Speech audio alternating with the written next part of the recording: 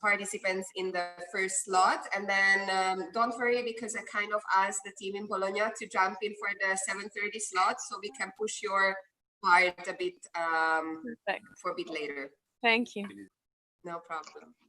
All right. So,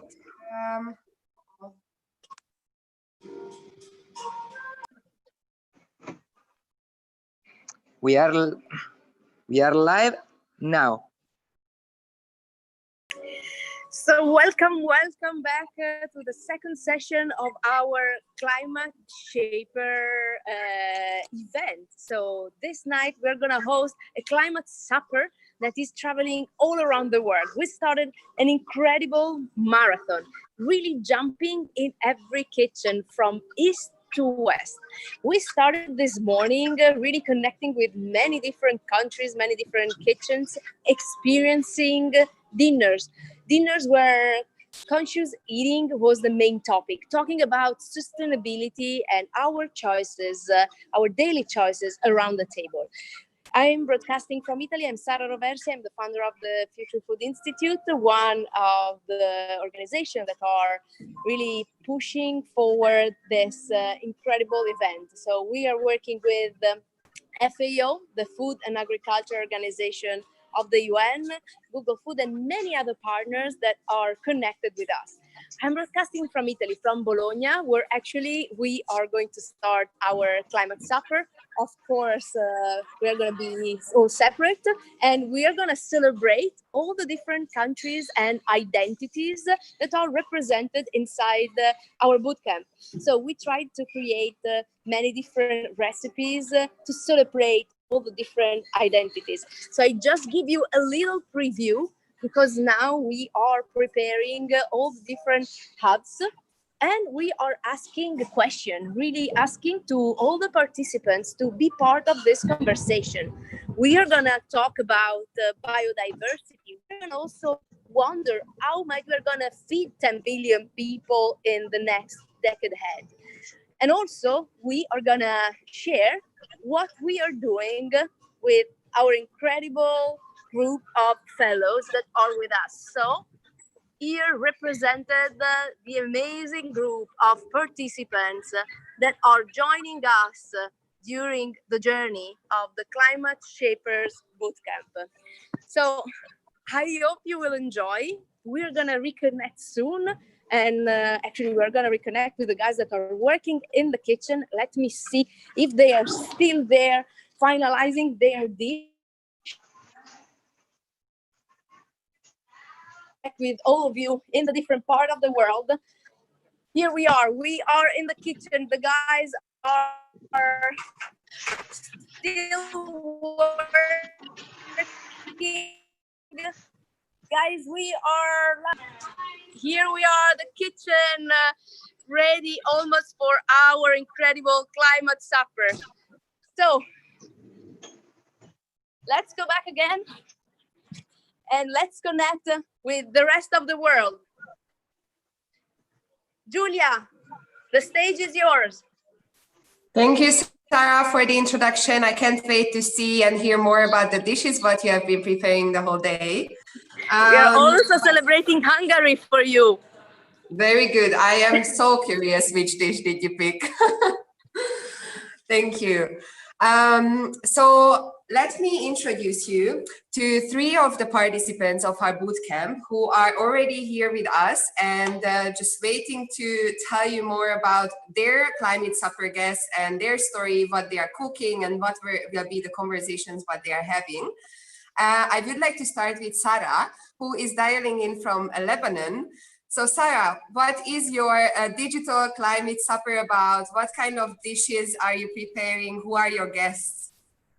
Hi Julia, hi Sarah. So we are here from Lebanon and I have next to me my sister and I have Tala and Siren joining us, Mia, Hisham and Maria. So we cooked, I want to show you the dish. We cooked falafel, which is a traditional Lebanese dish, Middle Eastern, also it's a Middle Eastern dish with hummus with beet. So what we did is that I was like inspired by this dish, which is like traditional to us, and I decided to change, to include some ingredients to it inspired by the Future 50 foods.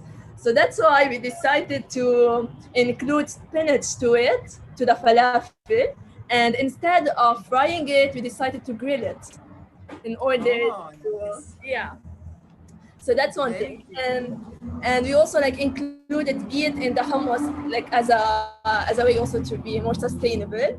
And one of the discussion was on our table, virtual table, was about the food situation in Lebanon and how we can like change it, like by small changes, by a small decision each one can make.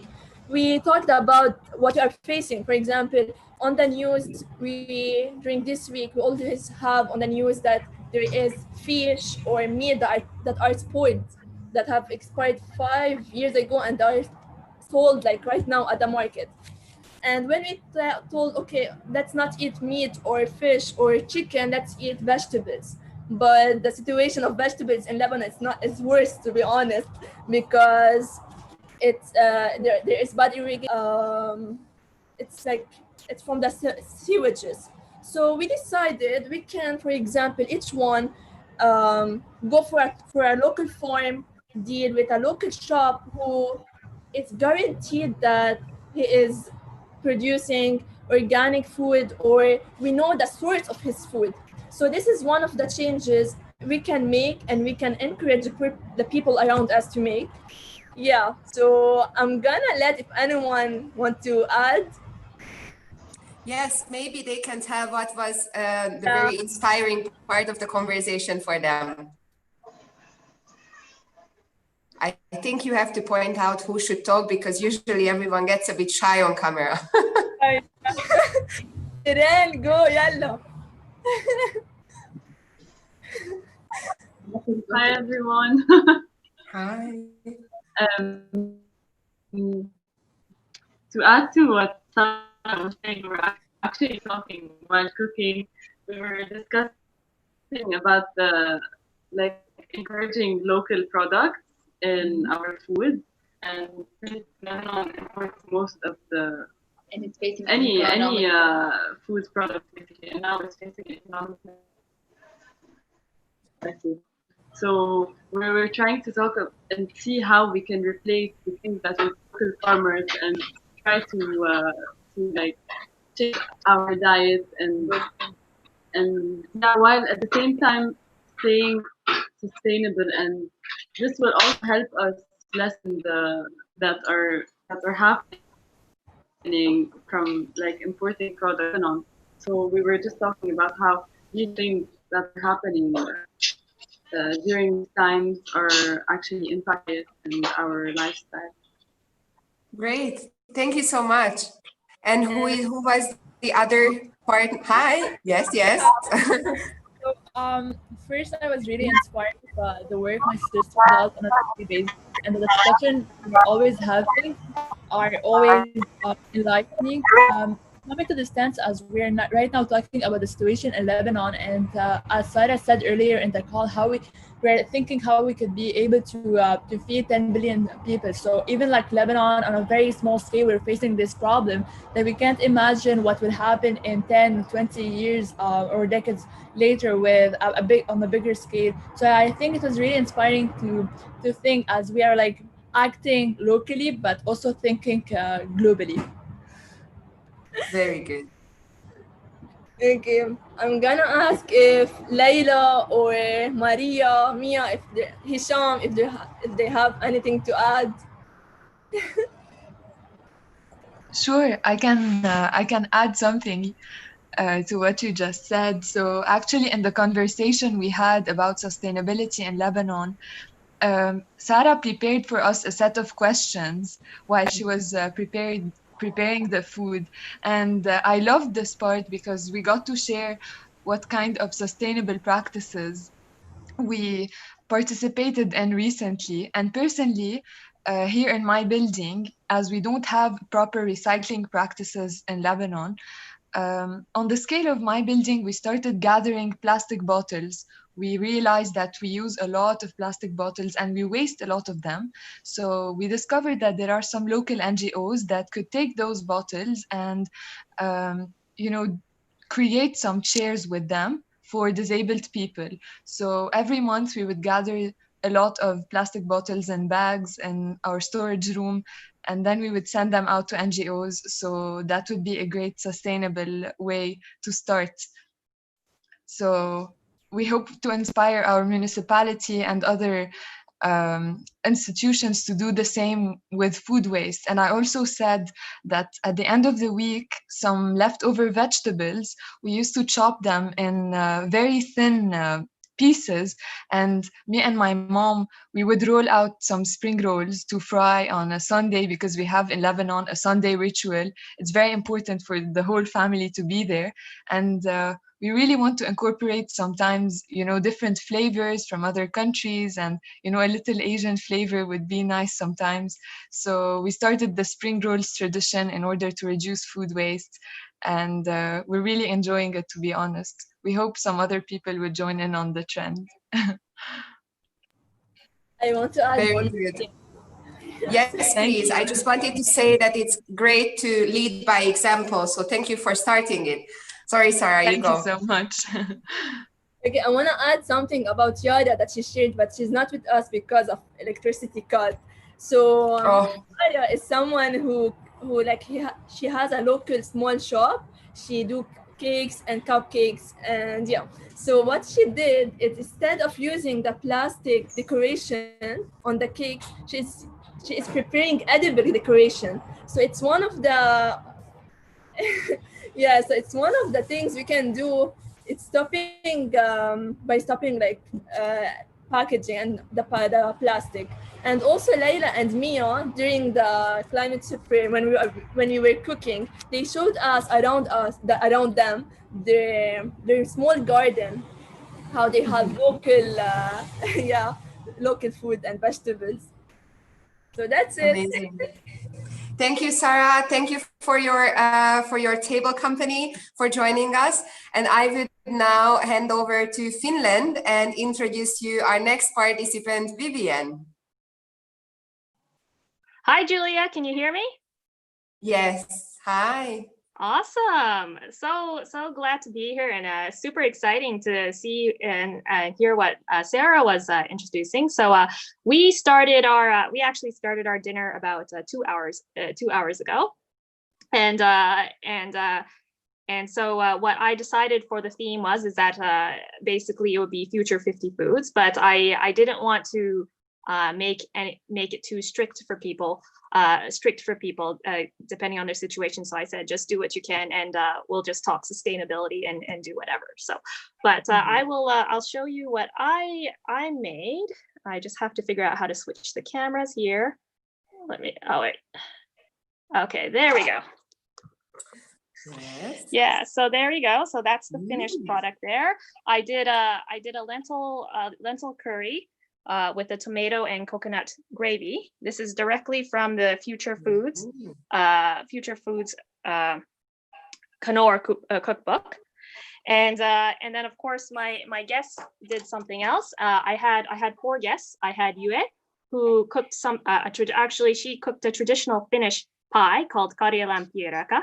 She had to leave early, so she couldn't join us for this conversation. But also I had 2 other guests, and I invited them both from my food techies community.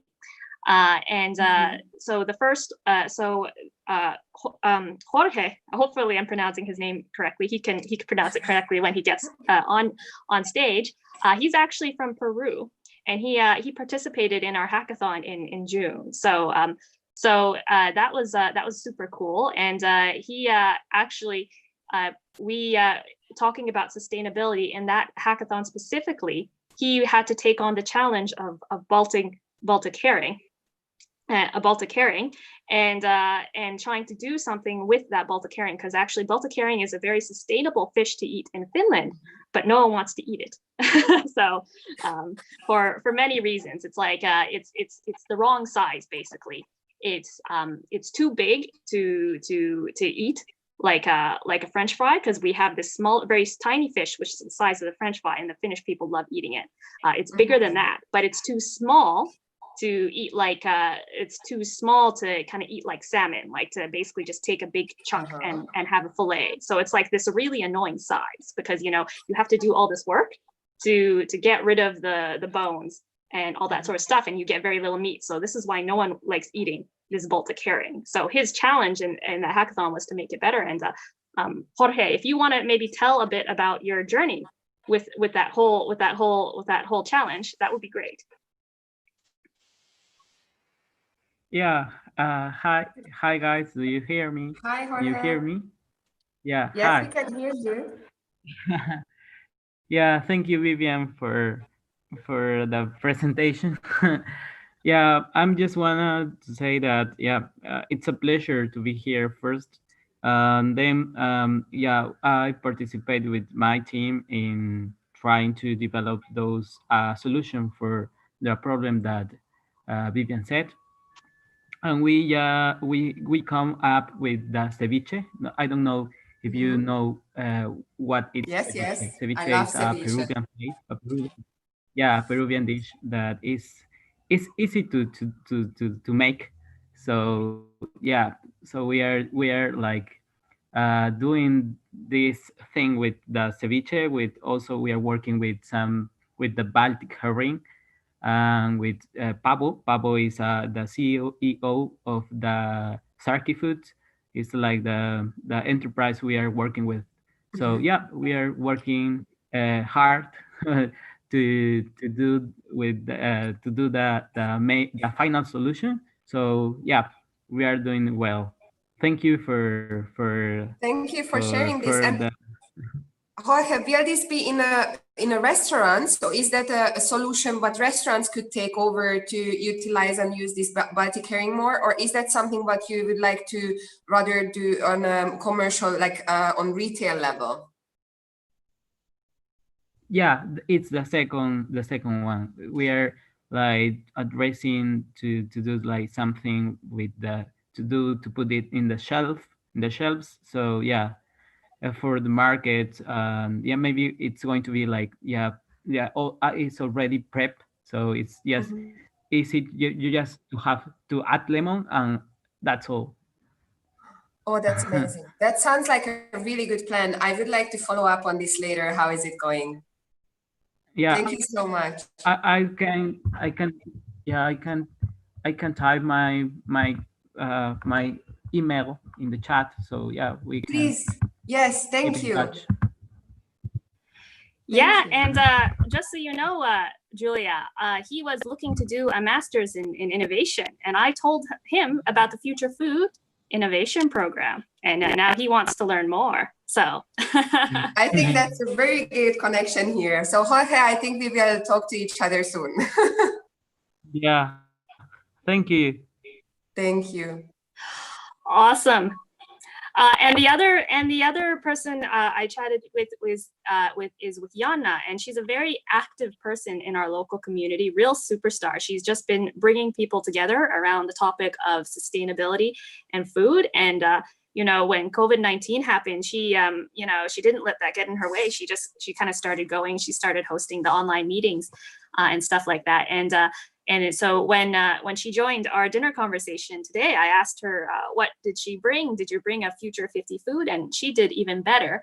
She went foraging in the forest, and she plucked her food from everything wild. So she was very her everything she found was super diverse, and she's just an all-around superstar, because she's been encouraging people in the local community to get foraging and teaching them about what can be eaten in the forest.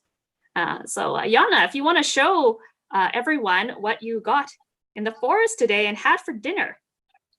Hi everyone. Thank you, Vivian, for the introduction. So I've started foraging about a couple of years ago. I picked up a few things along the way. So I'll show you. Oh, I can't share my. Oh yeah, I can share my screen. Oh, that would be amazing. So this is what I got today. Ooh, they look very pretty. Not all of it is necessarily foraging. Some of it is harvesting from a small box that I garden in, and from my own garden in my yard here outside my flat. So I'll go through a few of the items. So carrots you probably recognize. They're kind of small, but that's fine. They're still tasty. Radishes, potato, they're from my yard. And cherries. I found a bunch of cherry trees within walking distance from my place. So they're ready for picking. They're not sweet, they're sour cherries. But I like them sour, so they're good for me. Me too. Excellent. So I'm not the only one. And then there's some wild strawberries and a few raspberries in the little cup. I can probably show you. So there's them.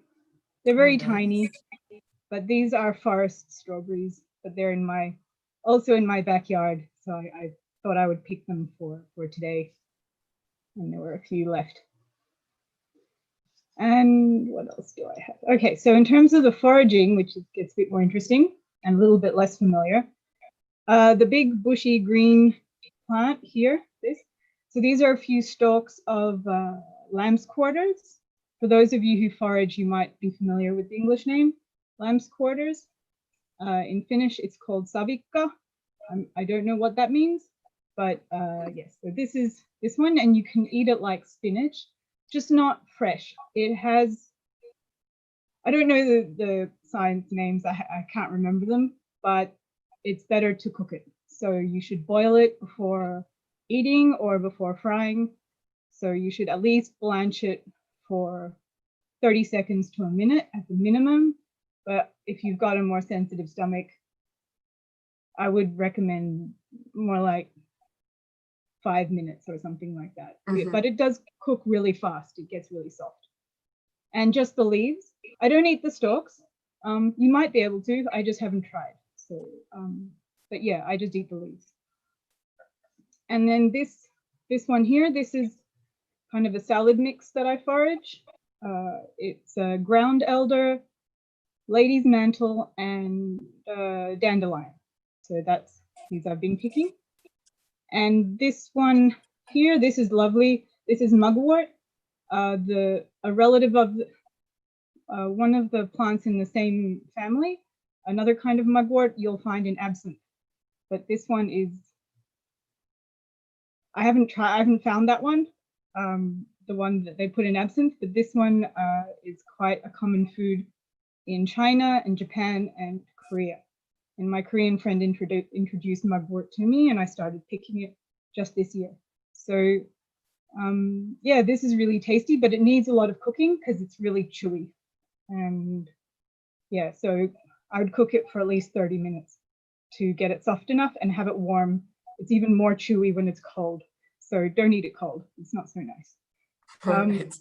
Yeah, so this is what I picked today in the kind of spirit of climate change and climate supper. And for dinner, I had sesame paste, which is not really in line with what we're doing, but that's my kind of naughty food, and broad bean and the salad mix from today with ground elder, lady's mantle, and dandelion leaves.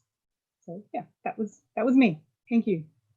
Sounds delicious. Thank you, Jana, for sharing this. Welcome. So, Vivian, you had a very great company for your digital supper. Very diverse input. Thank you so much. Do you have anything else to add? Otherwise, I would hand over to Matteo to kind of stay on schedule. Okay, well, just to quickly note, actually, I think the fun thing that came out of this discussion was Jana was like, because I said I was sad that I couldn't go foraging with her. So maybe after COVID-19 was over, it's like, let's try virtual foraging where I go alone and take pictures. So I will tell you how that goes and see how successful my foraging is, because I have honestly never foraged before, but Jana has now piqued my interest in doing this. So yeah, I'll keep the volume. photo document and share it with us. And Yes, this is also what I would like from your participants. Everyone, please make photos and share it with us, so we will have like a great selection of dishes what we cooked over the whole day today. Absolutely. I took a bunch of pictures. I'll be sharing them on social media as soon as we get off this call. Perfect. Thank you, Vivian. Have a nice evening. You too. Bye. So Matteo, it's your turn now. Okay, thank you so much. Unfortunately, two women from our company have to leave now, so we'll remain in free, but I think that we are great enough. Thank you for your time. So, well, we are digitally connected because we are in 3 different locations. I realize now that the company was made by a majority of women, but you know even better than me that women will change the world. So this is something that even related with diversity and inclusion and not always sustainability. So we will have 3 different perspectives about food. I will start talking about the connection between sustainability and local food culture that, you know, in Italy is something that is deeply rooted in our culture. So the dishes that I have to bring with me is made with local products. I don't know if you can see very well. So local tomatoes, local sardines, and local cuttlefish. And the idea behind these plates is that you can have a very sustainable, you can reach very sustainable food and dishes just checking where they are produced. So this is very easy to do in Italy because we are, again, connected with a very high quality producer around us, even if you are living in a big cities, okay? So just checking where the food is produced is a good way to start having a sustainable approach towards food itself, and to give a new opportunity to local producers that, you know, are under pressure under this COVID emergencies. It's even, again, a conversation. Food is a conversation because we can start talking about food, but conversation is a way even to reconnect with the local culture and reconnect something that is normally considered opposite, like innovation and tradition.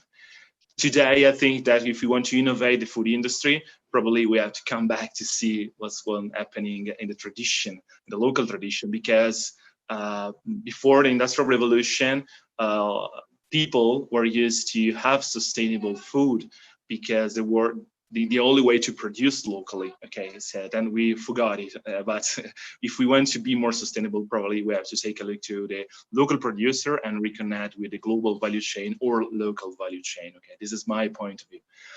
The second point of view will bring out by Veronica. I suppose you are still with us. Veronica will do a very brief introduction. Then we'll switch to Italian because she has many followers, but I will translate for all the audience. All right, okay. To bring in a very amazing point about education. And the point is that how to shape a new generation of climate shapers starting from an everyday education. She has a very amazing, she has 2 kids, and she started this action a few years ago, start educating every day to food and sustainability and a vegan approach. Veronica, I don't know if you want to start, if you are here with us. Yes, I can see her. Okay. She just unmute herself.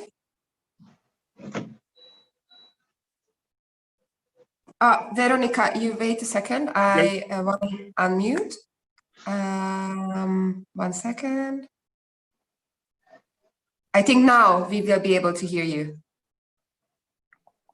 Do you hear me? Yes. Perfectly. Okay. Well, I will speak in Italian because my followers on Instagram are Italian, so I would like to share with them this conversation. That's okay. Matteo can translate for us. Yeah, we okay, perfect. Okay. Allora, ciao, io sono Veronica. Ho 2 bambini, uno ancora non svettato e una bambina di 3 anni e mezzo, e io e mio marito abbiamo deciso che la sua alimentazione poteva essere totalmente vegetale per una questione sicuramente salutistica e una questione anche ecologica, appunto. Okay, Veronica is a mom. She has 2 wonderful say kids. One is a girl, a little girl, 3 years old, and the other is just born a few months. They decided, her and she and her husband decided to start with a Plant-based. food education, plant-based or vegan, let me say, for 2 reasons: sustainability and a healthy approach towards food itself. E nonostante le critiche di tutti, ci siamo ostinati e abbiamo anche scoperto che far mangiare i bambini in modo sano e naturale non è impossibile, come tanti sostengono, ma è solo questione di abitudine. La mia bimba è abituata a mangiare plant-based e rifiuta anche autonomamente ciò che è carne, ciò che è pesce, ciò che è derivato, e è abituata a conoscere il cibo vero, il cibo sano. Lei conosce tutti i vegetali, tutti i legumi, tutti i cereali e è abituata a mangiare anche le cose tipiche italiane e più particolari. Io ad esempio oggi ho cucinato un castagnaccio, che è un prodotto da forno che può essere sia dolce che salato, a base di farina di castagne. Io oggi l'ho fatto più che altro salato, nonostante ci siano i pinoli e l'uvetta. A lei piace tantissimo, è un piatto semplicissimo, a base di olio, farina di castagne, sale, pinoli, uvetta e acqua. Si cuoce velocissimamente e alla mia bambina piace tanto. Questa, come le farine di ceci o di altri legumi, possono essere una fonte proteica, di sali minerali, molto energetica, e a lei per assurdo piace tanto. Vuoi tradurre, Matteo? Do you want to translate? Okay. So even if they're receiving a lot of questions and they are probably under the attack for the old parents for this decision to have a plant-based food approach, they are going this direction. Veronica says us that even Hannah, the little girl, is appreciating this approach. So she knows very well how the real food is. She's able to understand which is a raw food. She knows all the names of the vegetables. This is something that is quite unusual for a kid today, because they probably know even better the name of a car, I don't know, or the name of a cartoon or a movie, but they're not able to really recognize the difference between vegetables and raw food. This approach is really appreciated for more, and Veronica was showing us a cake, okay, made with cheese nuts, and this is one of the, I suggest one of the best cake that Veronica is able to make. And she's salad at the moment, probably, but with some ingredients that can be sweet. So you can easily use this dish as a cake after the dinner, or even have a snack. It's really healthy and is made with few ingredients that are really sustainable, and is completely vegan for sure. Wow. We can share the recipe, Veronica, if we can. Yes, so please. Anyone can do it. Yes, yes, of course. Warmly welcome the recipe. Thank you. Yes, of course.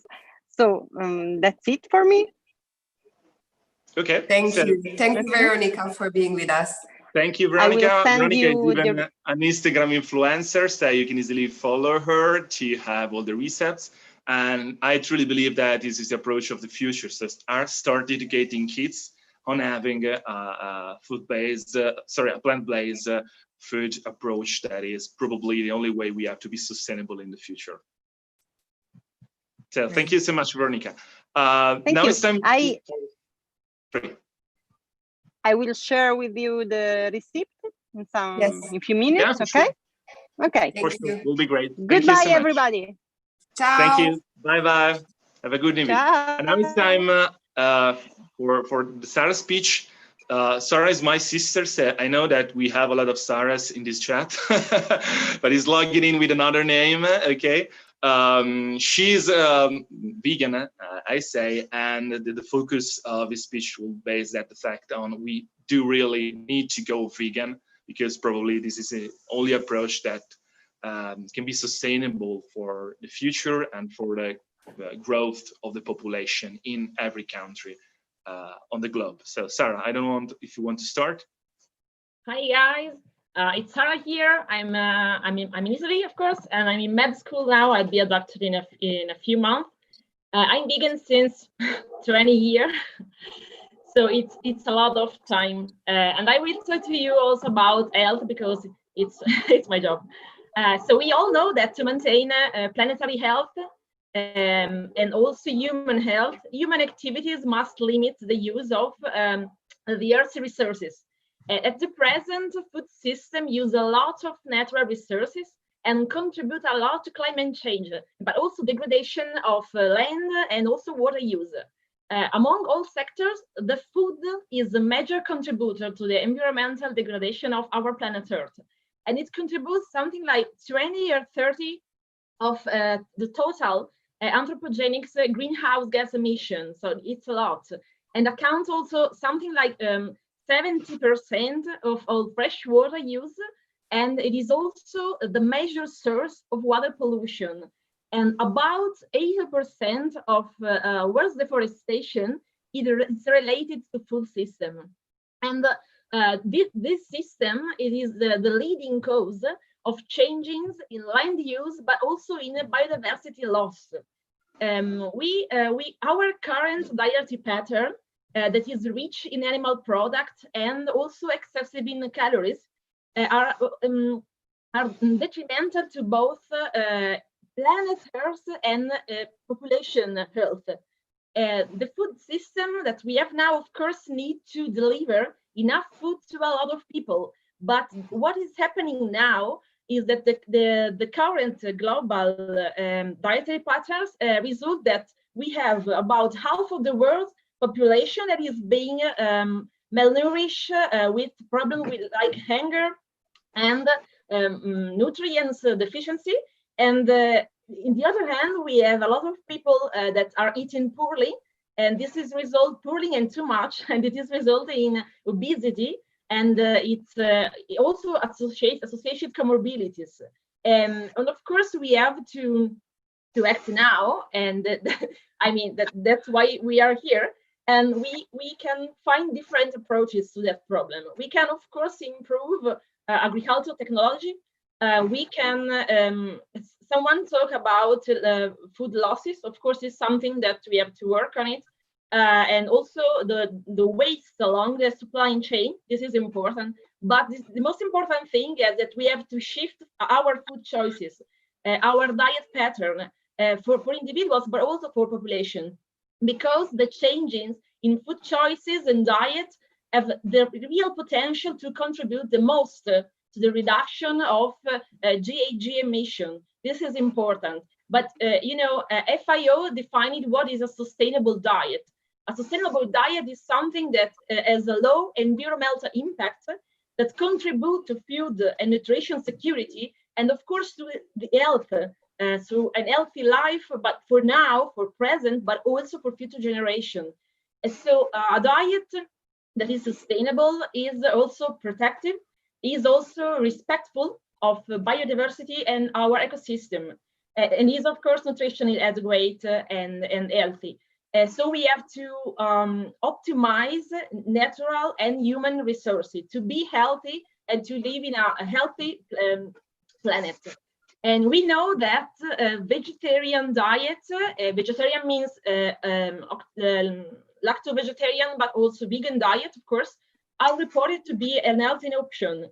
Vegetarian diet means that we eat meat-free, and it is known now that it is associated with a reduced risk of a lot of health conditions, because, vegetarian and vegan have a lower incidence of a lot of disease, type 2 diabetes, obesity, also coronary heart disease, and they also have a greater life expectancy. So we live better and we live more.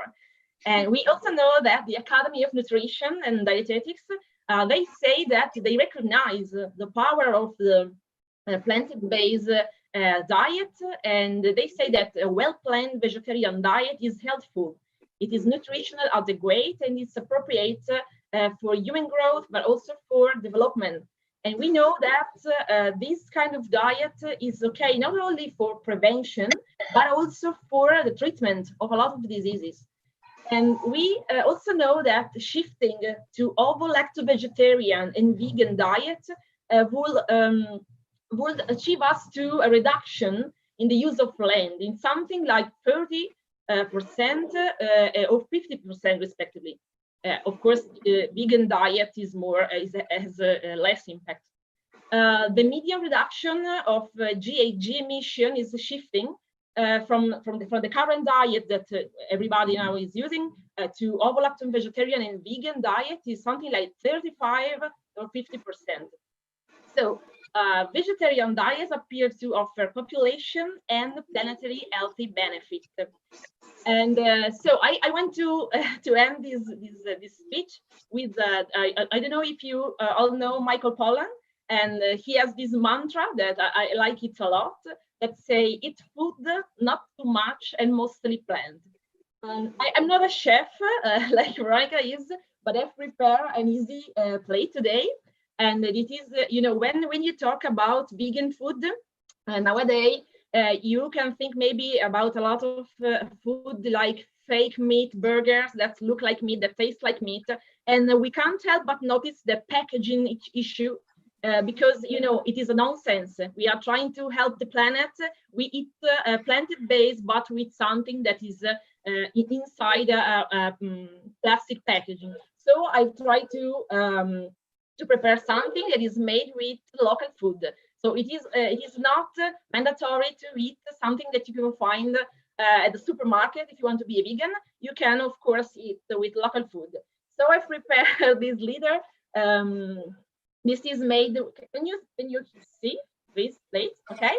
This is a cream made with peas and meat.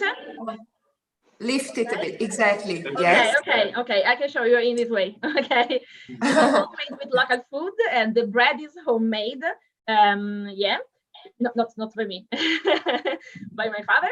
And then I prepared something that is a drink made with the slow juicer, and is a watermelon with mint. So it's easy because really I don't even like a lot to cook, but it's very nice.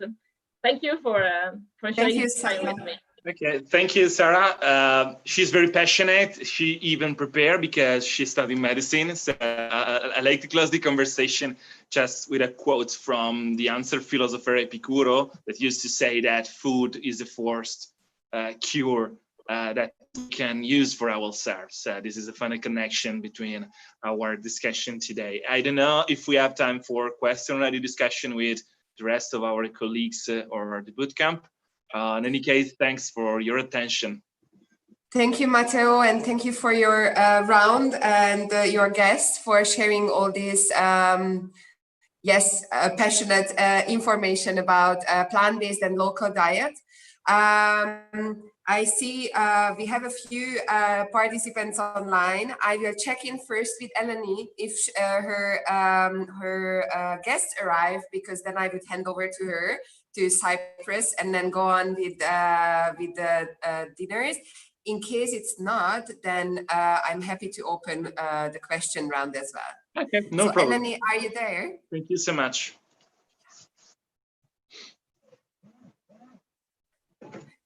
She might not be. All right. So then, in this case, who else do we have here? Evie, Alessandro, do you want to join us for a little bit of a conversation by turning on your camera and unmuting yourself?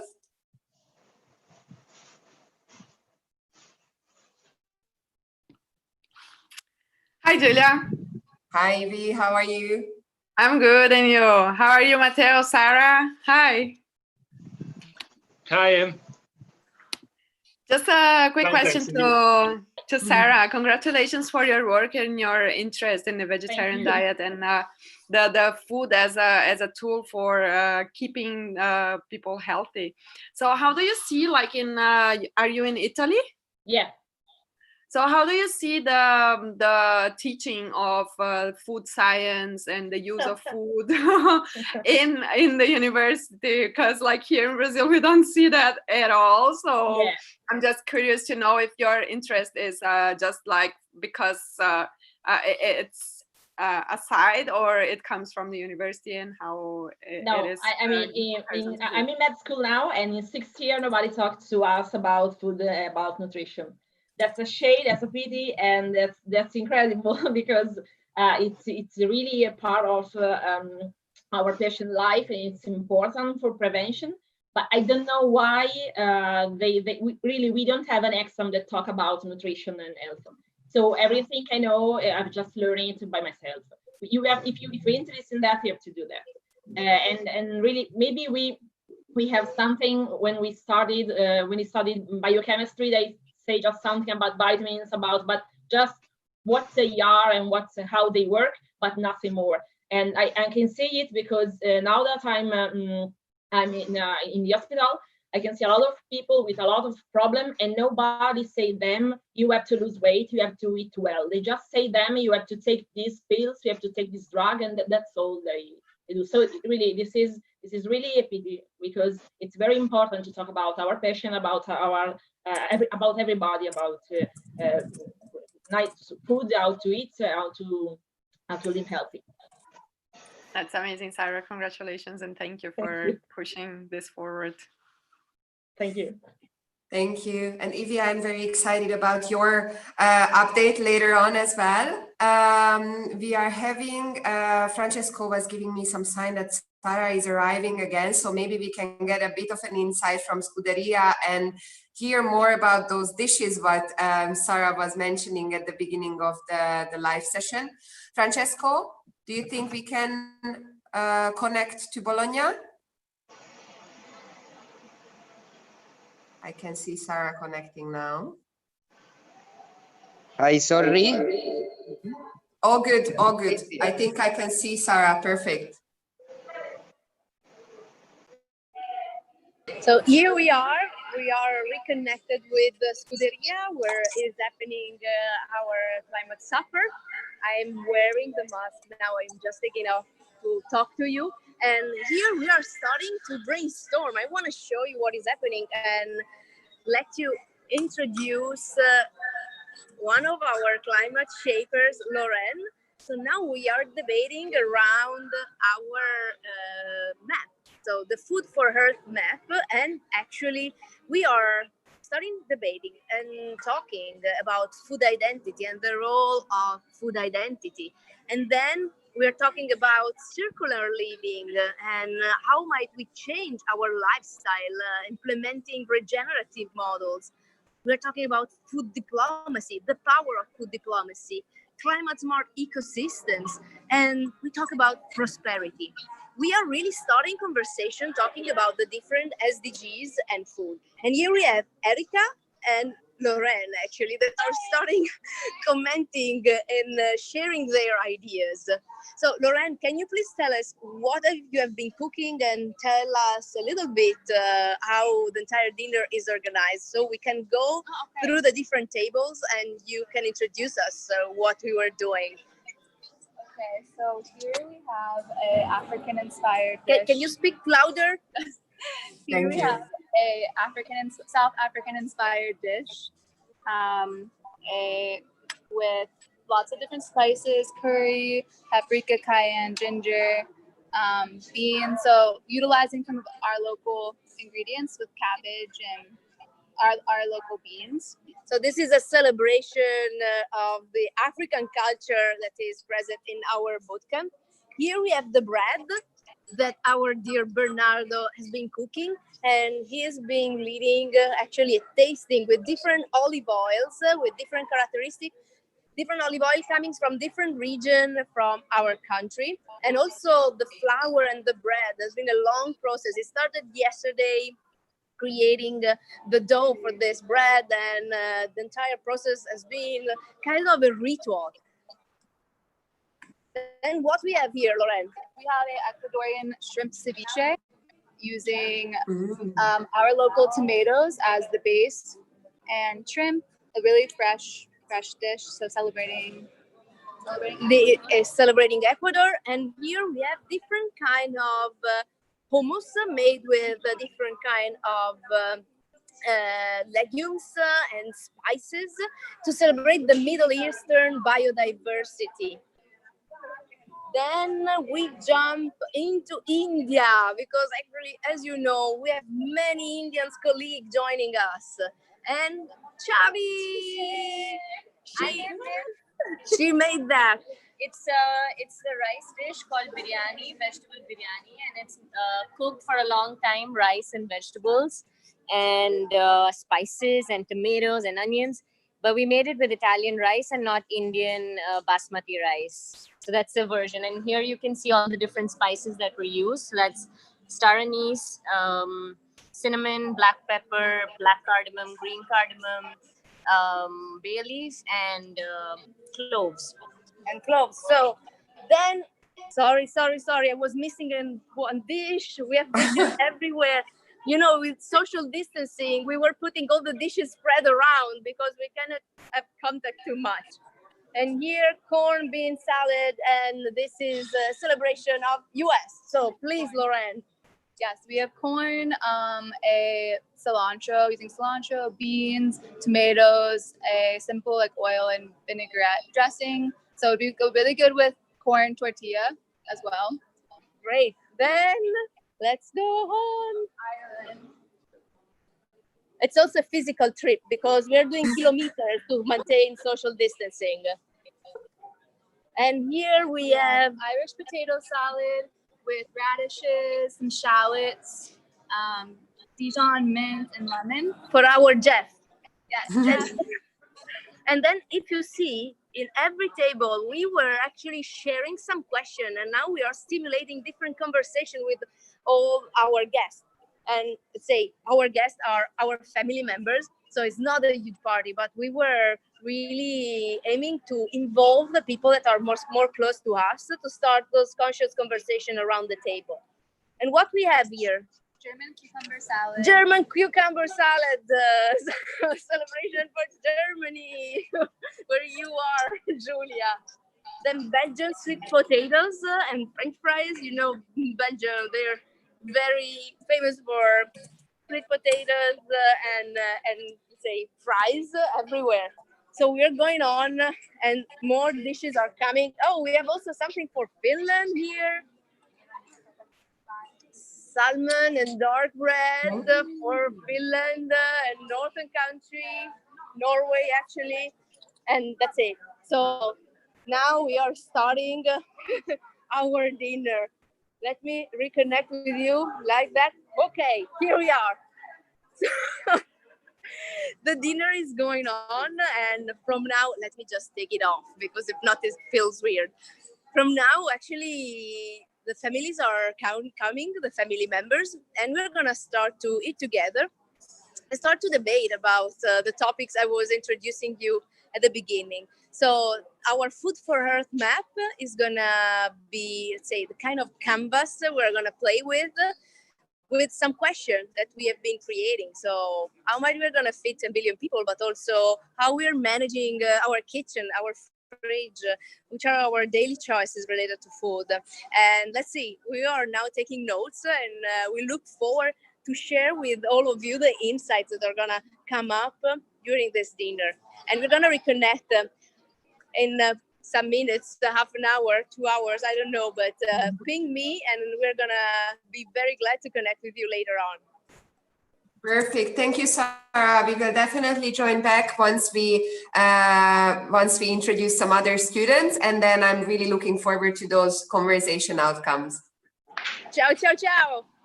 Ciao. So Also, Julia, consider also one thing that, as maybe you've seen from the footage of Sarah, we have like the projector, so in all the dish.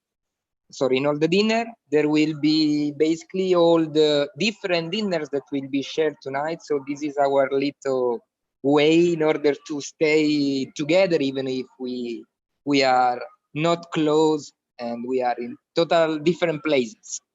Amazing. So now everyone, you are also broadcasted directly in Scuderia. So all of the people who are there can see you and I don't know, hear you maybe even. So I think we are ready now to travel digitally to Cyprus and introduce you Eleni and her company for tonight. Wait, you are mute. Ciao. Hi Ciao. everyone. I'm calling from Cyprus and I'm here with my guest on a long table. Hi. So tonight we have prepared a selection of Cypriot dishes.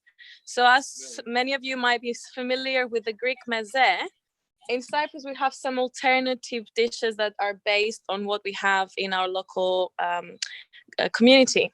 So what we're doing tonight is we are at our gallery space, Analea Gallery, where we have a lot of plants, including tomatoes, celery. You can't see much now, but we have picked all of the vegetables of today and prepared a salad dish. Mm-hmm. Very nice. Then we have some raw vegetables, which is something that's very common on a Cypriot table. It is served with olives as well, green and black. We have halloumi cheese from my grandma. And we have local potatoes, which is something that Cyprus is very famous for. And it is, there's a lot of varieties in Cyprus. And these are scrambled with eggs from our supplier, who is sitting right here. Hi. Hi. So Michalis is one of the... Nice to meet you as well. Michalis is one of the very few young farmers in Cyprus who has just established his own regenerative farm in Larnaca, and he has started a chicken. You can tell more. Yeah, so I've only started this year. I have probably the smallest farm in Cyprus, and I intend to keep it this way. I'm interested in regenerative agriculture and permaculture, so we're applying these principles to our little farm. We have laying hens, we have bees, olive trees, herbs, and we plan to keep planting more and more trees over the next few years. And yeah, let's see how it goes. We That have a sounds long, really long great. way. Can you tell me what was your motivation to start this farm? So I've always been interested in the outdoors, in farming. I've always had it as a hobby. I never thought I'd be doing it as a profession. I used to be a lawyer, actually. Okay. And, I worked as a lawyer for 3.5 years, and then I decided that it wasn't for me anymore. I wanted to get close to nature. So we got a small piece of land in the area, in my hometown, actually. It was used traditionally for potato farming, conventional potato farming. And our goal is to heal the land and attract wildlife and make a difference and hopefully inspire more people to do the same. Great. Thank you for being an example, but hopefully others will also follow. Yeah. Thank you for giving us the chance to make our voices be heard around the world. Of course. Thank you. So Eleni, I have a question for you. I remember when we did your application process for the boot camp, you mentioned local fruit from Cyprus, what you are thinking of maybe doing something with. Can you tell a bit about that fruit? Yes, exactly. So this is our local fruit. It's called the prickly pear. Can you see? Sorry. Yeah. Yes, kind of. Yes. So this fruit is actually grows on a cactus tree, and it is full of seeds inside, but it's very nice and fresh. So if you bite into it, there's too many seeds in your mouth that you cannot actually chew down, but you instead swallow. So they're very helpful for your gut and your digestion. But at the same time, we are working on developing an essential oil from the seeds because it has really good properties. Oh, I have the fruit unpeeled, actually. You can show it.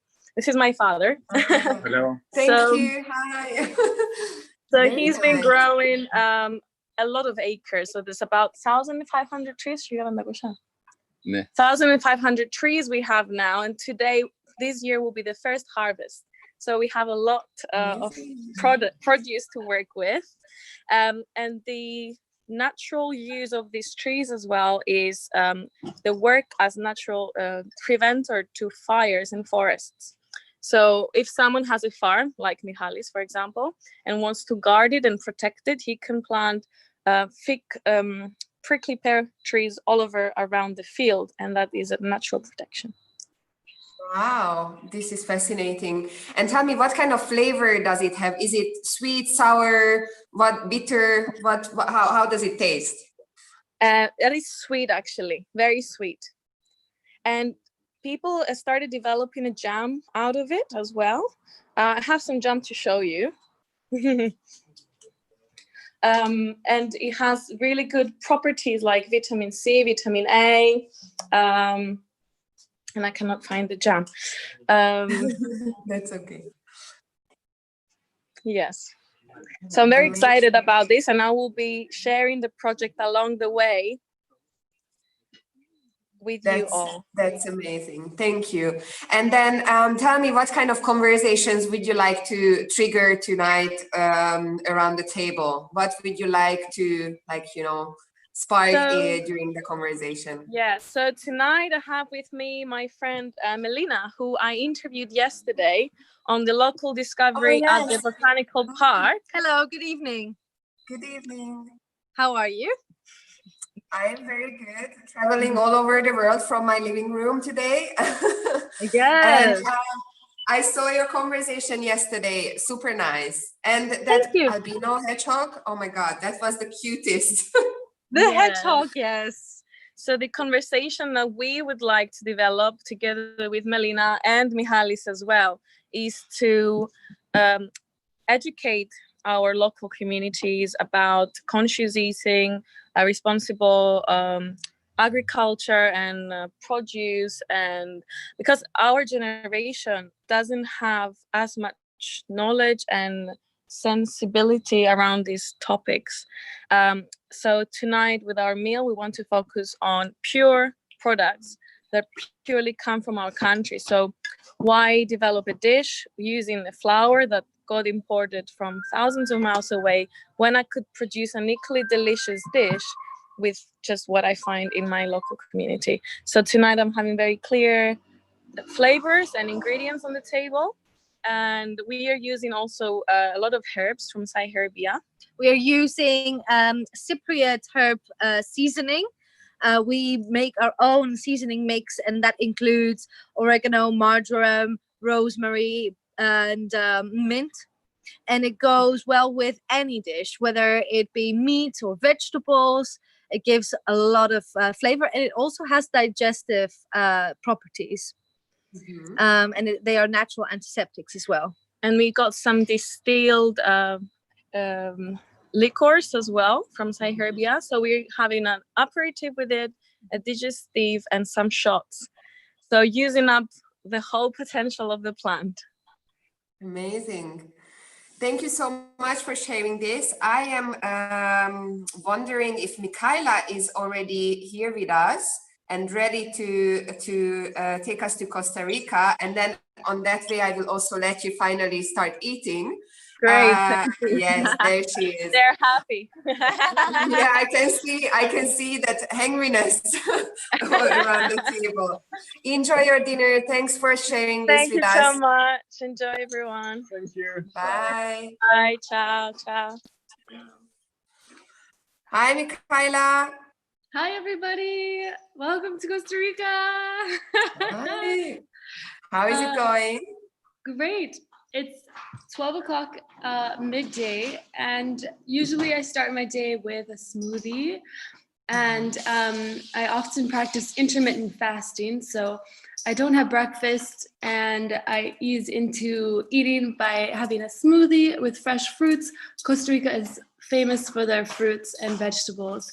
And today I made a berry smoothie. And maybe you wouldn't think that berries grow in Costa Rica because they're like more North American or Northern Hemisphere growth, but here in Costa Rica we have almost all the climates, and in the high mountain regions they grow blueberries and raspberries and strawberries, and we're especially famous for our strawberries. There's a strawberry festival and there's a whole month of May dedicated to the strawberries. So this is the smoothie today with fresh berries on top, and made with coconut water and coconut cream, all locally sourced. And it also has vegan protein in it. And the vegan protein is special because it's made from lentil. I would also like to introduce the person who I'm sharing this smoothie with. Hello. This is Andrew Seeley. How's it going? Very good. Nice to see you again. Yes, indeed. Great to see you as well. Yeah, and he's actually the founder of Glow Vegan, which is the vegan protein that we used in the smoothie. And maybe he wants to talk a little bit about lentil and how important it is. Yeah, lentil is incredible. It's basically similar to an algae. It grows on the surface of water. It grows in fresh water, and it grows in 48 hours from seed until full plant. And it's also very similar to fungi in the sense that it's spores. So instead of it actually being just like a little seed that needs to be fertilized from a flower, it spores like a fungi and it propagates very quickly. So it's also very good because it's carbon neutral. It's grown in water, similar to like utilizing aquaponics, or you can also utilize hydroponics to grow it. And it's the only natural occurring plant found right now with B12. And oftentimes many people say, oh, you know, I'm not going to go vegan because where am I going to get my B12? Or, you know, I'm not going to go vegan because it doesn't have enough iron. It has 1 scoop of the Glow Vegan that I created has over 1,000% of your daily vitamins for iron, for vitamin A, and for vitamin K, and also has 50% of your daily value for B12. And so, you know, 2 scoops a day and you'll be on your way. Amazing. What a pitch. But tell me, so is it something that I could have basically grown in urban environments, in rural environments, everywhere, because it's so, and you can produce so much from it? Oh my God. Exactly, That's exactly. really good. And so right now, me and a scientist out of Florida are working on creating white sheet paper, which will make it open source, so that we can allow people from all over to learn how to grow lentil on their own. And just similar to sprouts, you know, like, you know, people have sprouts growing in their kitchen. They can also have lentil growing in their kitchen and create their own wonderful high vibration, high nutrition drink, or put it in a salad if they want to. So it's a really good, it tastes good, and it's a wonderful superfood. So you said it tastes good. So I would like to understand, how does it exactly taste? Is that something that I could combine with everything because it has like rather neutral flavor, or does it have something like, you know? It's kind of, I was going to say, it's kind of like, have you ever tried sprouts? Like, you know, like if you have like just like sunflower sprouts, where it's kind of like you get like a little hint of the flavor, but it's not like anything that's too strong. It's not like you're gonna eat like spirulina. Like spirulina is like very like, like, you know, it's completely different than that. Beautiful, but tastes like. Yeah. Nice. I think you'll keep like up it the when you good try it. work. And this open source like way of thinking, I really appreciate, because I think this is what we need. You don't need like multiple people to do the same work. If someone already have made the research, then why not replicate it on such ways? So thank you for sharing this with us. Yes, indeed. Maybe Mikaela can put the name of the company or the project in the chat so we can make sure everyone can follow how this is developing. Yeah, you can just follow it online. It's just Glow, G-L-O, vegan protein. So it's glowveganprotein.com, Glow Vegan on Instagram as well, just Glow Vegan Protein. Perfect, thank you. And that brings me also to the point that Michaela is actually a vegan chef. And I wanted her to share a bit about her opinion about this. Why did you decide? Why did you decide to go vegan? And what is your next step? What was your goal with joining the digital bootcamp with us? And yeah, what are your plans? Yeah, so I went vegan around 4 years ago, and it was first for health benefits. I wanted to see and experiment how it affected my body and my energy levels and the quality of, skin and all these kinds of things. And it was such an empowering journey, and I just saw better and better results as I committed more deeply to being vegan. And it's also about the environment. That came later. That was the piece that really resonated later in the journey, but it was actually the more important part, because they say that the violence against genocide is the biggest mass murder that we've ever seen on the face of this planet. And it's creating an energy field that doesn't uplift humanity. So by reducing our level of violence and our participation in the war, really it's a war against animals, and they're innocent beings and they don't have a voice, and we need to speak up for them, and we have the ability to make a choice and to choose whether we want to eat something that comes from the ground and is nourished by the sun and the rain, or something that we have curated ourselves. And I find that fruits and vegetables and plants, they want us to eat at them. They're colorful and vibrant, and they attract our attention, and they taste great. And oftentimes we have to use plants to make meat taste great, or we have to use spices and herbs and different things to actually make it something that our taste buds enjoy. And so going vegan has opened me up to a whole new world of plants, and the vibration of plants is scientifically proven to be a much higher frequency than meat. And since it's already dead and then, processed or cooked, it lowers the frequency.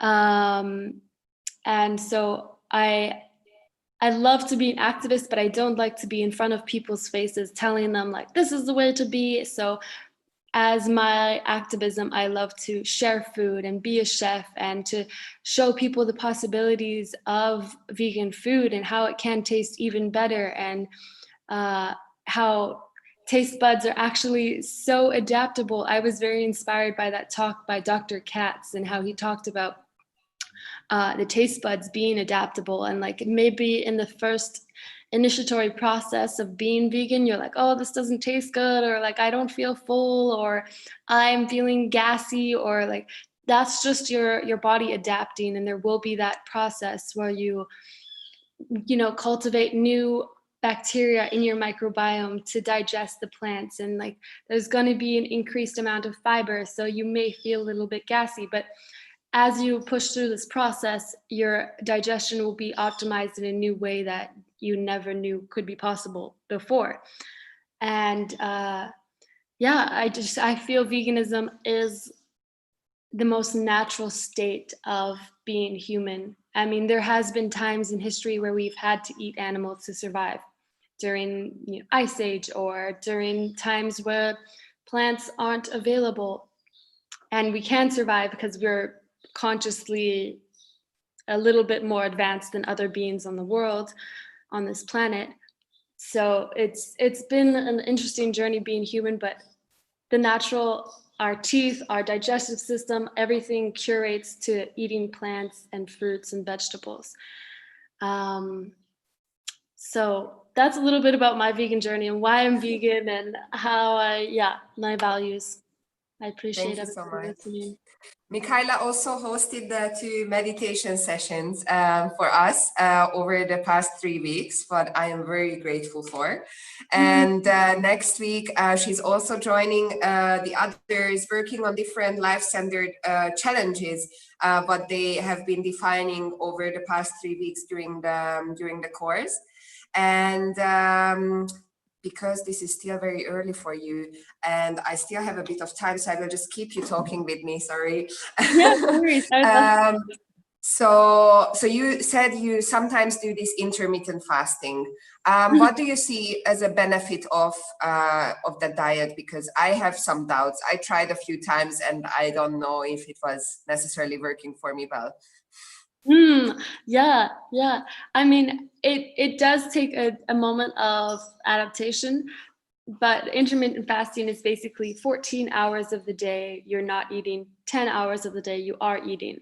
And the point of that is to put your body into a state of ketosis, and keto is inspired by that diet keto where you only eat fats and proteins.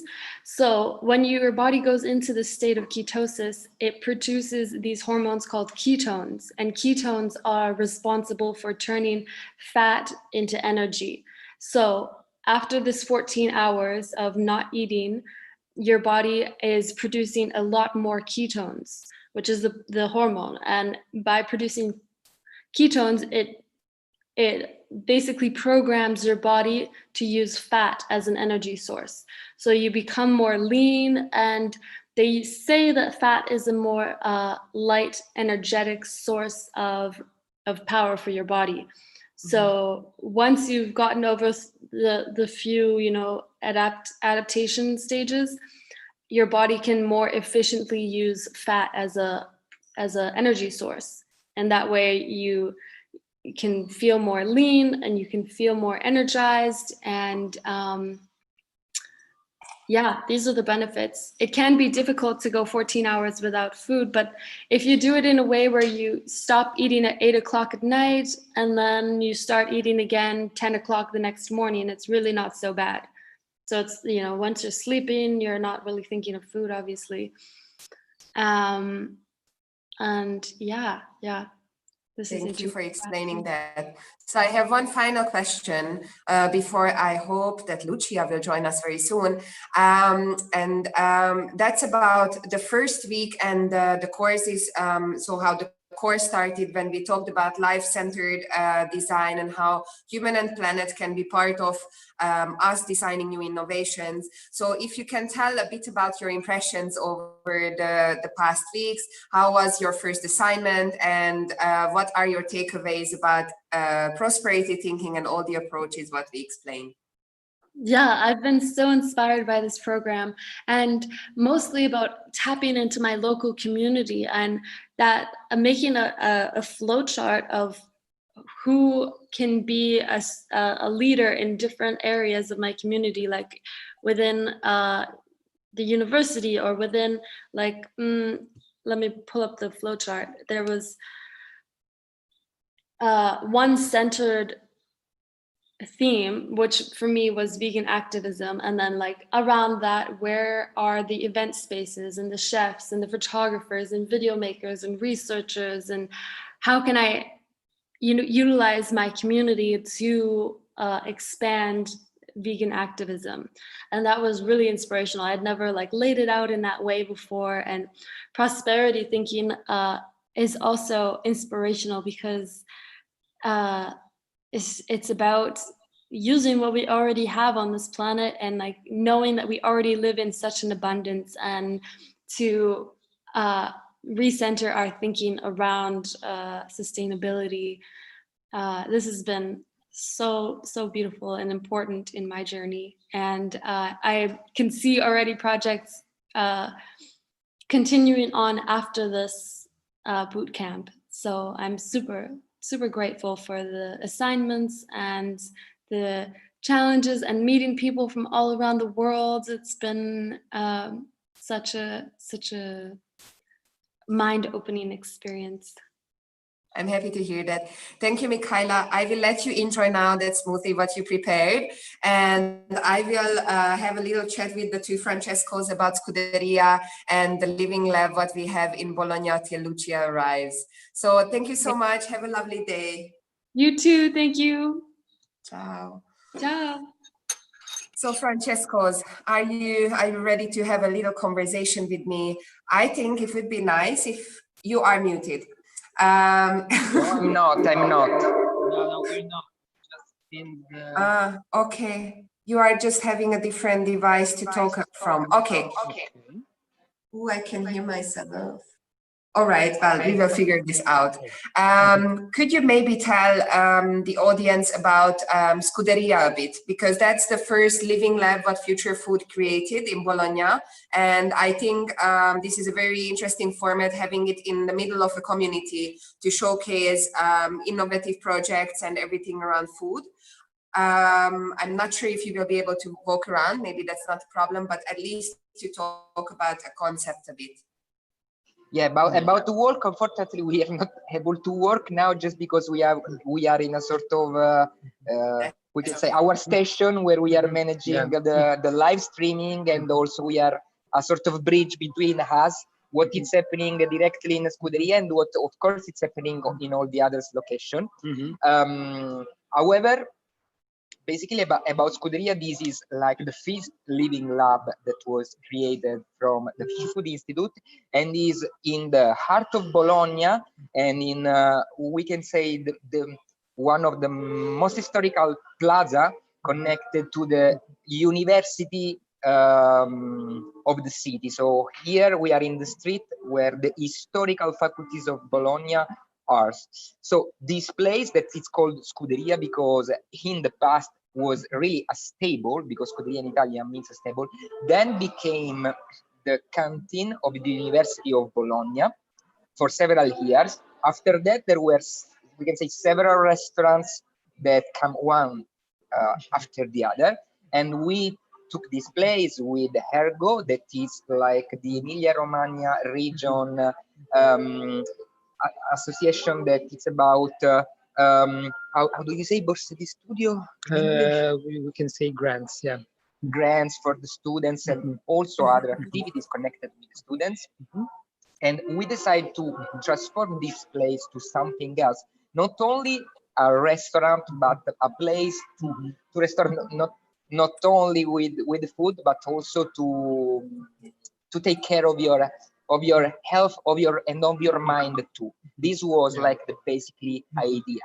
So we started also connecting our way of thinking to the students that every day pass to this place, and we shared our experience with them, our knowledge with them, and also we took a lot from them. Also, we make a sort of mix with the startup community of the Emilia-Romagna region at the beginning, but then also from all over the world. We have here different showcases in some, we can say, little houses, we call it in Italian, that are like the houses of the innovation, where you can find different projects of startup from all over the world. You can speak with us of them, you can take their contact, and sometimes, especially of course before this COVID pandemic, we made several events where students can meet startuppers, or the entire community could meet change makers, policy makers, innovators. We bring here Steven Ritz to give you an example, or several other international guests that were sometimes in Bologna for the first time, and they choose Scuderia and Future Food to present their project.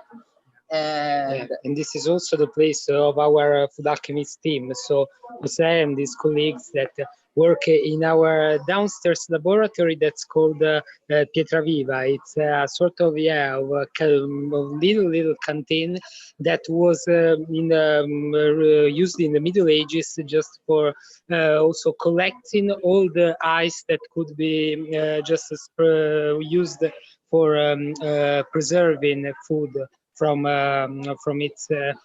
its expiring, and now is used just as a place of experimentation of all the things that are related to fermentation and food alchemy. So they also study the enzymatic reactions about food. They study lots of things about how to hinder and tackle food waste by using just byproducts that also come from food industry, for example, and then reusing it in a circular way. So it's also a place where we can really apply the SDG 12, so the responsible consumption and production one.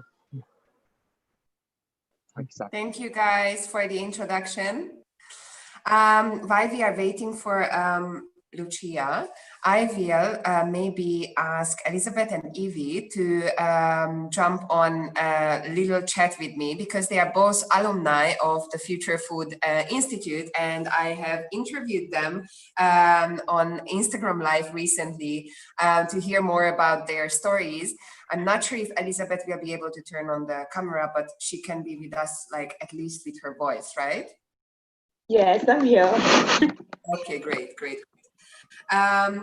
So girls, can you please tell me a bit about your experience? Both of you attended a different educational program with Future Food. So Elizabeth studied with me in 2018 and followed the master program, while Evie was part of the boot camps last year. So could you share some of your main insights, or what were the biggest takeaways for you after attending the programs? And now I should have told who should start, right? So let's go with Elizabeth. Elizabeth, you go. I think the most exciting takeaways, I mean, there were so many, because we had so many different experiences. But coming together and learning from each other, because we were from, I think we were 15 of us from 10 different nationalities.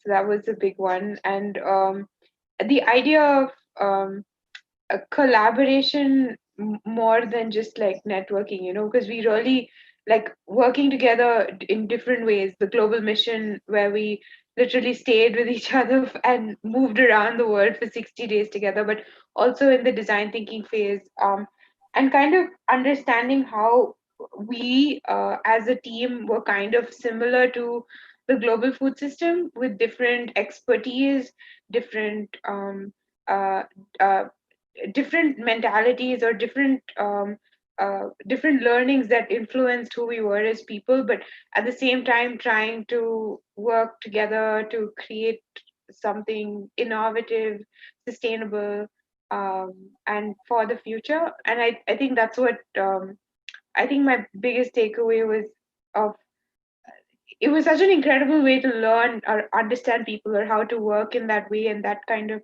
helped you think more about the future, and obviously edible issues that came out of the project. But yeah. You want to say just very shortly what edible issues is, because now it's a new audience, different setup. So just to tell them what exactly edible issues is, and where are you dialing in from? Of course. So I'm dialing in from Bangalore in India, and my colleague, my friend, colleague Anusha, and we were the only two Indians in the program. And we, during the second month of our 1-year program, we started thinking about what about, because we were learning about the global food system, so we started reflecting on our own food system here in India, and trying to understand and trying to make comparisons, or trying to reflect on that. And we started collecting information, and we started collecting news articles to kind of map out these signals that could shape the future of food in India. And that kind of turned into a newsletter, which then turned into a project that we're doing 2.5 years down the line, which which includes public engagement activities, meetups, workshops, publications, to provoke and to get people thinking about the future of food in India. That's edible issues. Thank you, Julia. And now, crossing the globe, going to Brazil. Ivy, tell me, how was your bootcamp experience? It was still before COVID, so it could be in person. And now it's a new experience on a digital way, but what was your learning and key takeaway last year? I participated in the Smart Farms edition in Japan, and then after that in the Smart Oceans edition in Iceland. And it was incredible to see how, in how many aspects, food could be a tool for change in most of the most urgent issues we are facing as humanity nowadays. And how changing one single thing in your life, which is the meals you have in the morning, in the afternoon, and at night, how this could produce a chain reaction to engage the systems and bring circularity, address political issues and social inclusion, as well as food security and even food diplomacy. I was like super blown away with food diplomacy as well, because my interest in food started with trying to understand what happens after we take a meal.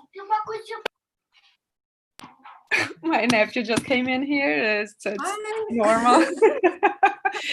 Yeah, so it started, my interest in food started with what happens after we ingest a meal, based on the components and the effect on the microbiome and how it affects aging and skin and all of that.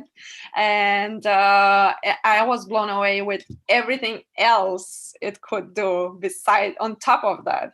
So for me, it was incredible to learn that, and I'm still learning, and I'm finally getting together a way to be more, to influence more people around me and get people together here in Brazil, since I'm not traveling as much, and I just like moved back to Brazil a year ago, and last year was my sabbatical year. Thank goodness it was last year because I could still travel. And this year it's being very like I'm taking advantage of this COVID situation to actually get grounded, and then to be more effective from now on how I can use this knowledge to share with people more as well. Amazing. Thank you, Ivy, for sharing this. And I think we will connect back in like half an hour. Yeah. And hear a bit more about your meals as well. And now, Lucia, is your time. I did mute you when you arrived. Sorry about that. I just wanted to make sure we can finish the sentence. But now it's your turn from Bra, Italy. Right. Hello, ciao, ciao. So we just finished almost with the preparation, and maybe I can show around. Please, please. Your invite. Oh my God, that looks beautiful. Oh. So how many guests will you have? We are 7, right? Yeah, 7. Like there's all my fellow students. Oh, we are outside and there are a lot of mosquitoes. So. Oh, okay. So fellow students from the Gastronomic Science University. Right. Yeah, exactly. Yeah, there are a few still here, and yeah, and there I invited them, of course. Great. I'm pretty sure that you guys will have a lot of interesting conversations about sustainability.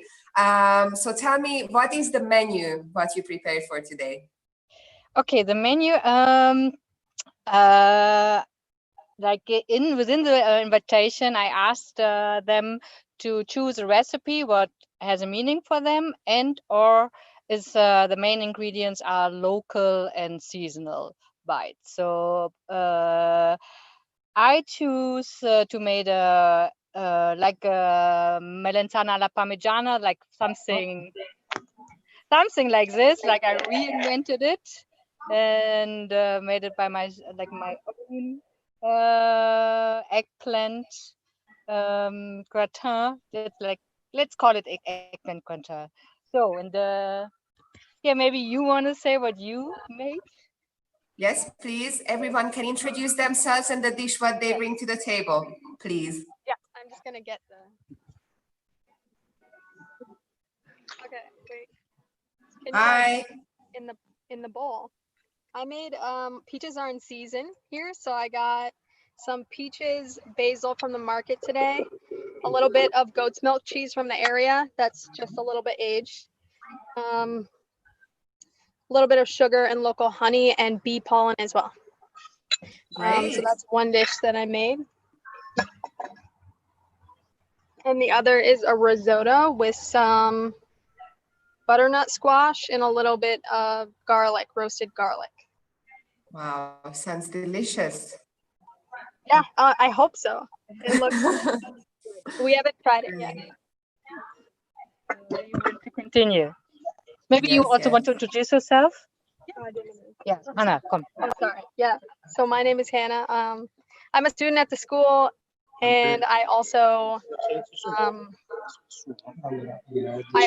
been. Oh, she disappeared. No, she's still there. Oh, okay. You can talk. Yeah, I also was just in the States for 4 months. So I just came back and I'm excited to just kind of see what's in season and make some food. Yeah. So, Alex, now it's your turn. Hello, I'm Arlette from Mexico. And well, we brought some fermented foods. I started to get into fermentation recently, and like probably it was due to the lockdown. And I've been discovering a lot of different ways to preserve food. And I'm very interested in that. Like I'm very interested in not throwing away food and how you can preserve things longer and discover new flavors around that. So fermentation just came right in time. And so here are some cucumber pickle, with beetroots, and a sauerkraut of beetroots and cabbage. Thank you. Beans. This pesto, I made it out of flowers. I was asked to clean some flowers, so of the basil. So I took all the flowers and made a pesto with pistachio from Sicily, and hummus, and sauerkraut, and yeah, that's the German it. part of it. Yeah. Your digestion will be also like it's in good hands, I can see. So after the heavy risotto, there will be some pickles. So everything will be fine at the end of this dinner. I can see that. Hopefully, yes. Nice to meet you. Nice to meet you too. Thank you. Your turn. Ciao. Okay. Ciao. Of course, dessert is also not missing here. Dessert first, we go. So my name's Emily. I made a zucchini cake and also the flowers I grew. So we have the marigolds and zinnias. So that's nice. Also zucchinis from my garden, eggs from our chickens, and the flour is milled about 15K away and also grown in the surrounding area. Okay, what else?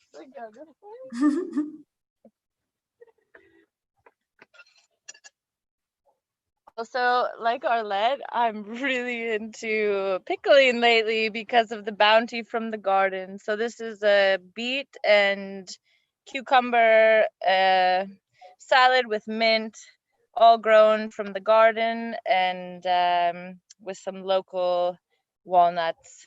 Actually, the walnuts are from Poland because my husband is from Poland, and we brought them when we were visiting this winter, and so we have the walnuts. some Yeah. walnuts left. Nice. Good. So guys, do you want to have a seat? I think it's okay if we eat Oh yes, of course. Go ahead. Go ahead. Did you now introduce all of the participants and the dishes? Did you now introduce everyone and all the dishes? The two people missing. Oh wow, Julia. Yeah, good. Hello, I'm Lupita from Mexico, and I'm visiting Bruno and Olette. And yeah, I'm basically here to make sure nothing, like no food goes to waste. Yeah, yeah, no leftovers. Very important. Sorry? I said very important not to waste any food. That's what we're here for. I'm Bruno, Arlette's husband, and yeah, I'm just benefiting from this fantastic opportunity. That's amazing. I hope you will have very tasty, conscious conversations during this dinner.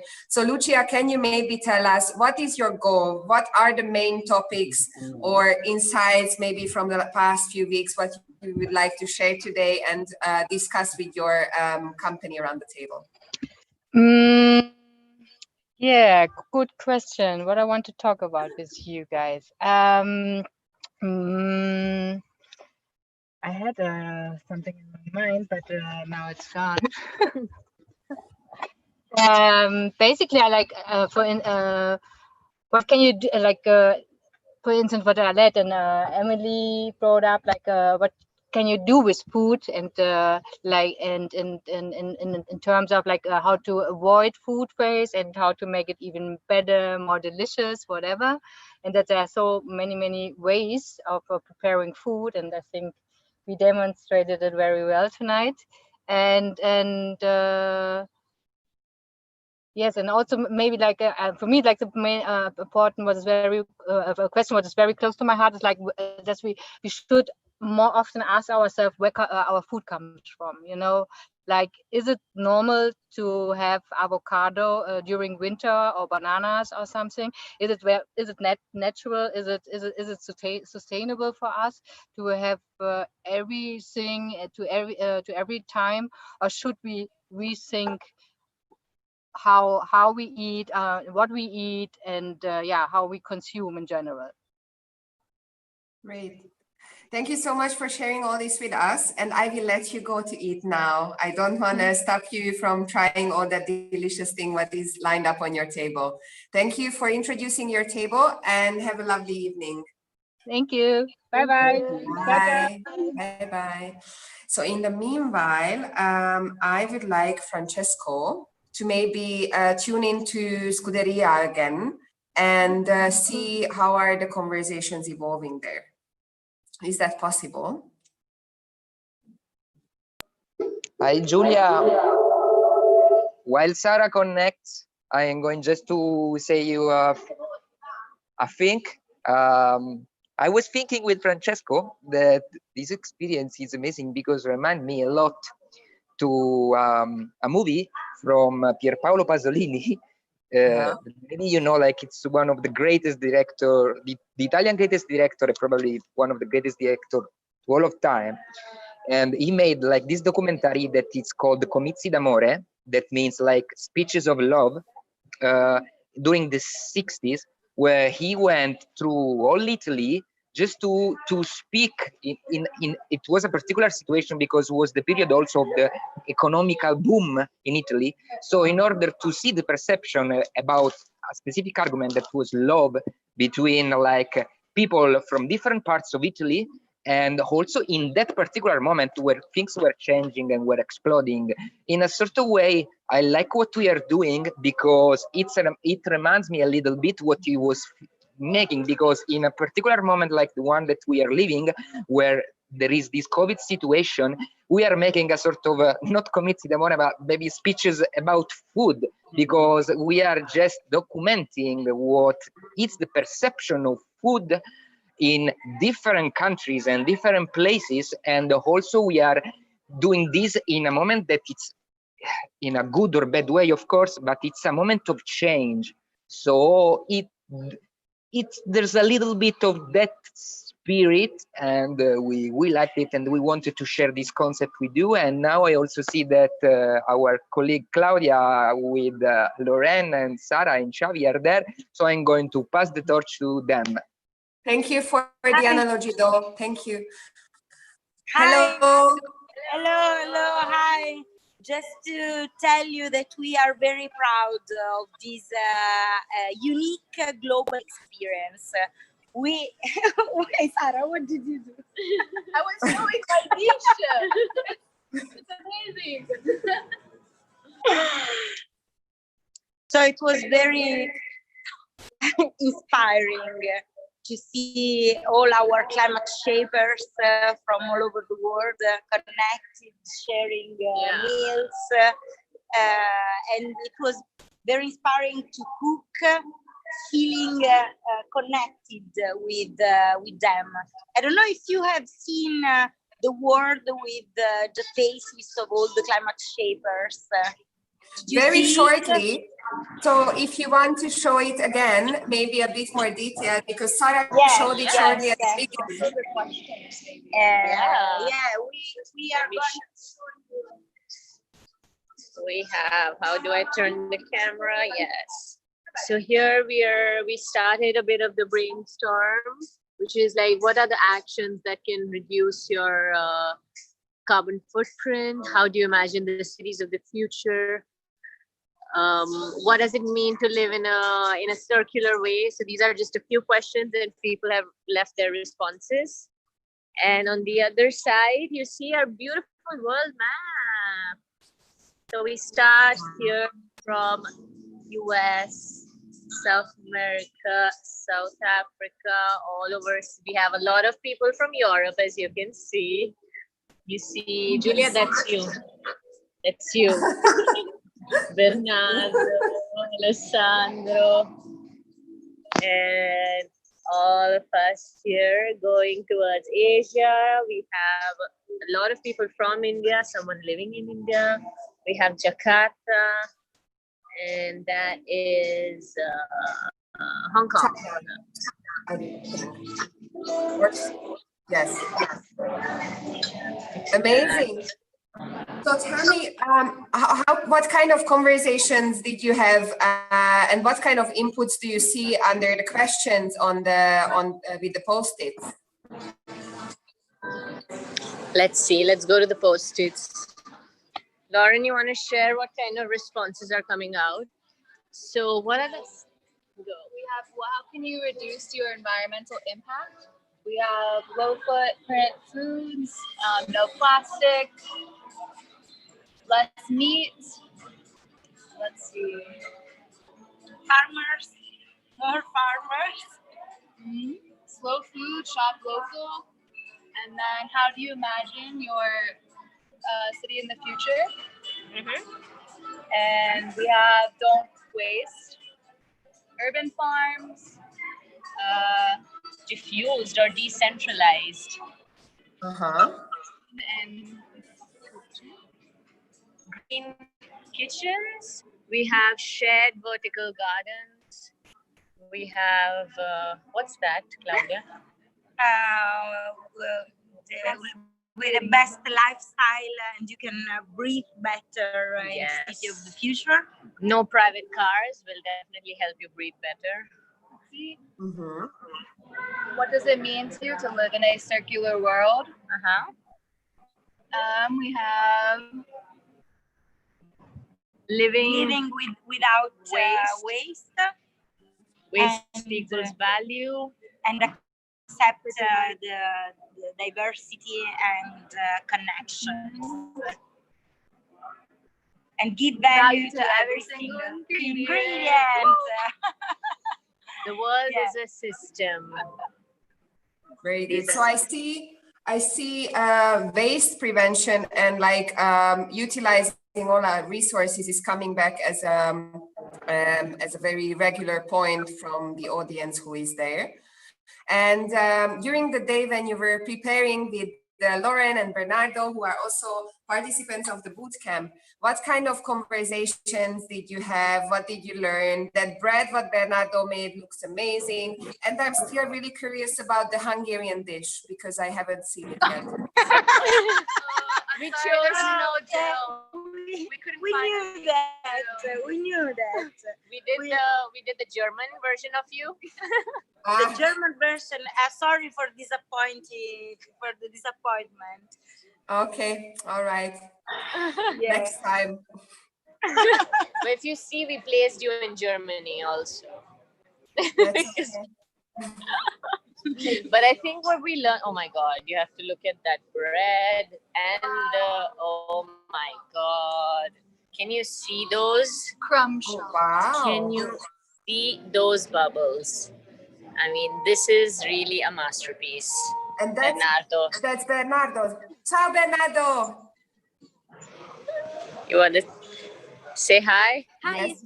Hi. How was your climate supper experience? All the cooking. Fantastic. I really had fun. Amazing. Your bread looks like stunning with all those bubbles. Oh.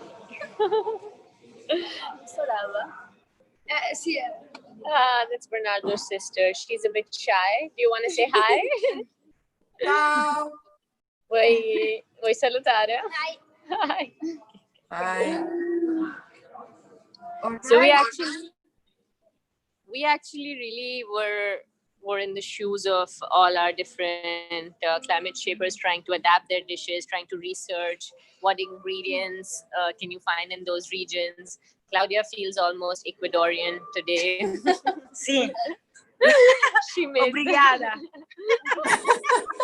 Because for all the time we misunderstood the language and we started speaking Spanish and Portuguese in honor of Ecuador. So Lauren has been researching all the recipes with us as well. So I guess it has, and also like going around the city, going to these ethnic stores and trying to find these ingredients, trying to find cilantro in Bologna, which is impossible, but we found. We found it. So all of it, from sourcing the ingredients, from planning and researching to sourcing ingredients, to actually cooking them and constantly checking the recipes, we really felt connected to all of these countries, and we hope we can actually go and visit our climate shapers in these countries someday. Yes, definitely. Yeah. Do you go? Yes. Yeah, so no, I have to keep you still on the line because I'm still waiting for the participants who will dial in like 7 minutes. So we have Gassina joining us and Margarita. So again, Europe and US in the same batch. But till then, can you maybe tell me so the guests who you have on the climate supper right now, what kind of background, so who are there from the community? Okay, so some of them are designers, service designers. So I invited some of my friends. There are people from the education world, so a chairman of a school and a professor that is leading an educational program in Italy with different foundations and organizations. And then we have people, experts in biodiversity, working in international organization in charge for biodiversity, and we feel like a family. We are making this journey through food, through different recipes, and very brilliant conversations are coming up. Amazing. I'm very happy to hear that. Should we go and like ask a question? Yeah, maybe you could interview someone. Let's see, what should we ask? A simple question would be, how do you imagine the cities of the future? Okay. I'll ask in Italian and then we translate.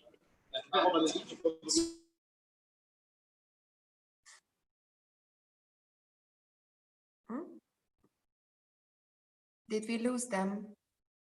I hope not. Un alimento, quello che viene la prima cosa in mente. With solar panel as street.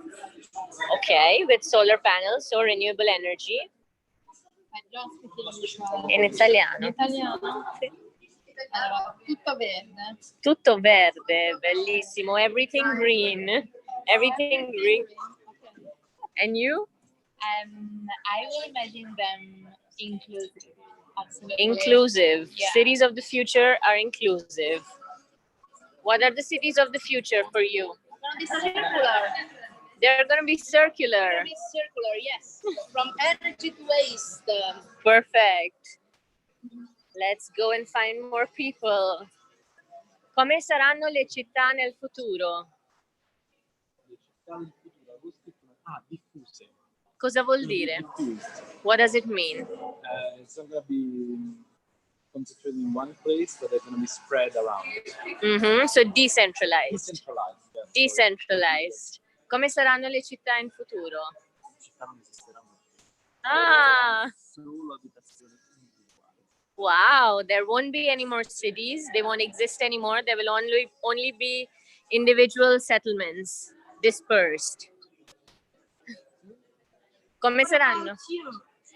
What do you think about the cities of the future? Sicuramente non dovrebbero.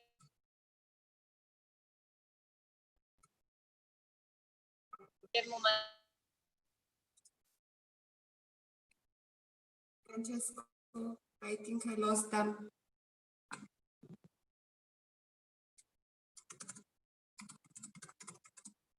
Francesco? It's all going to grow. We're all going to maintain it together like unity. Chavi, we lost you. Sorry, we lost you. Can you repeat your final sentence, please?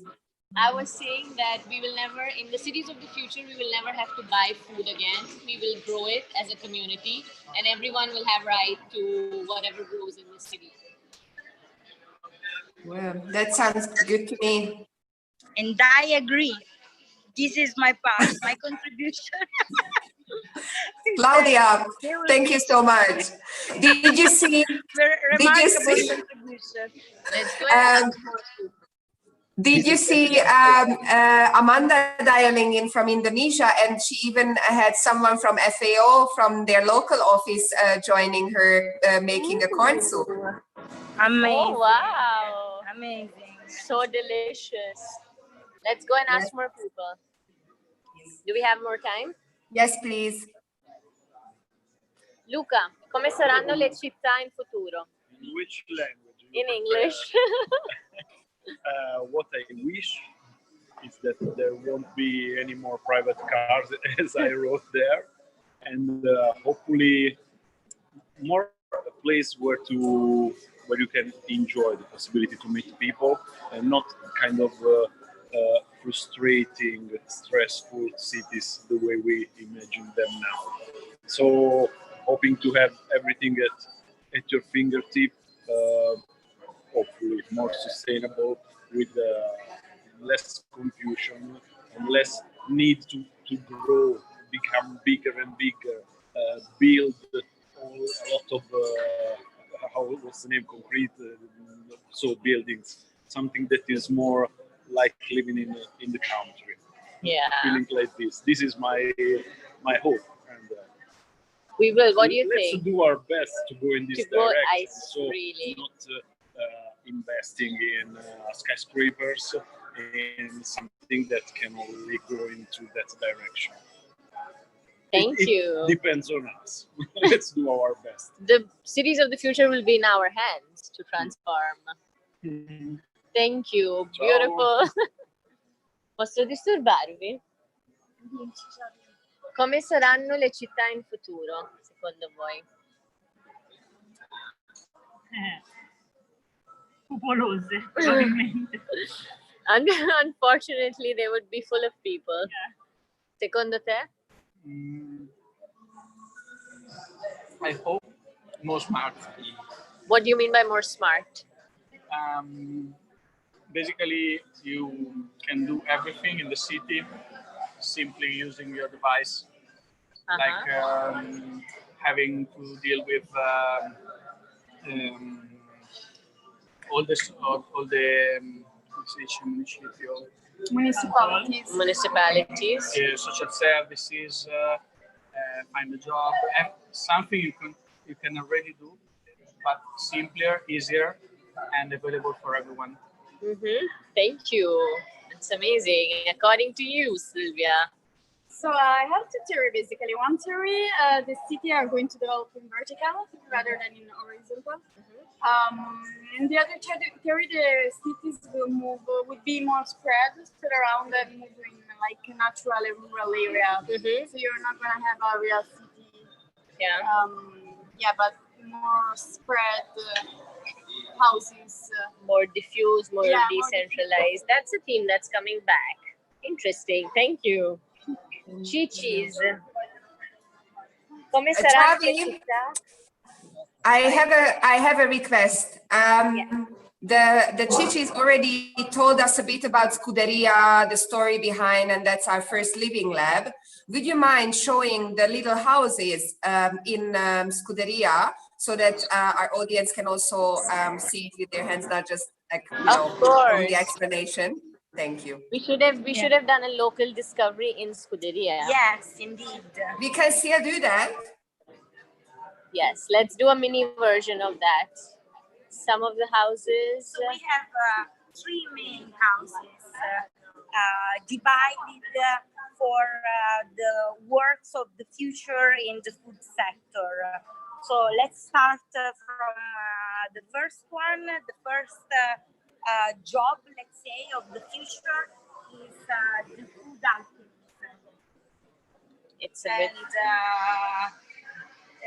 So the food alchemist is the person that fermented food that let's see if you can enter here. So here you can see is the tamarind kombucha. This is something called the silver skin, which is interestingly, it's oh my gosh, what is it? Some kind of mushroom. Also here you can see, so all of this mushroom has been grown on coffee waste. So this lab is all about futuristic food formulations. Like here is the future of protein, so you can see the edible insects. Yeah, very tasty. This is like space food, so quinoa salad for the space. And these are some chili lime crickets. Oh, yeah, sorry. Chili lime crickets, spicy bugs, silkworm, dehydrated, radish chips.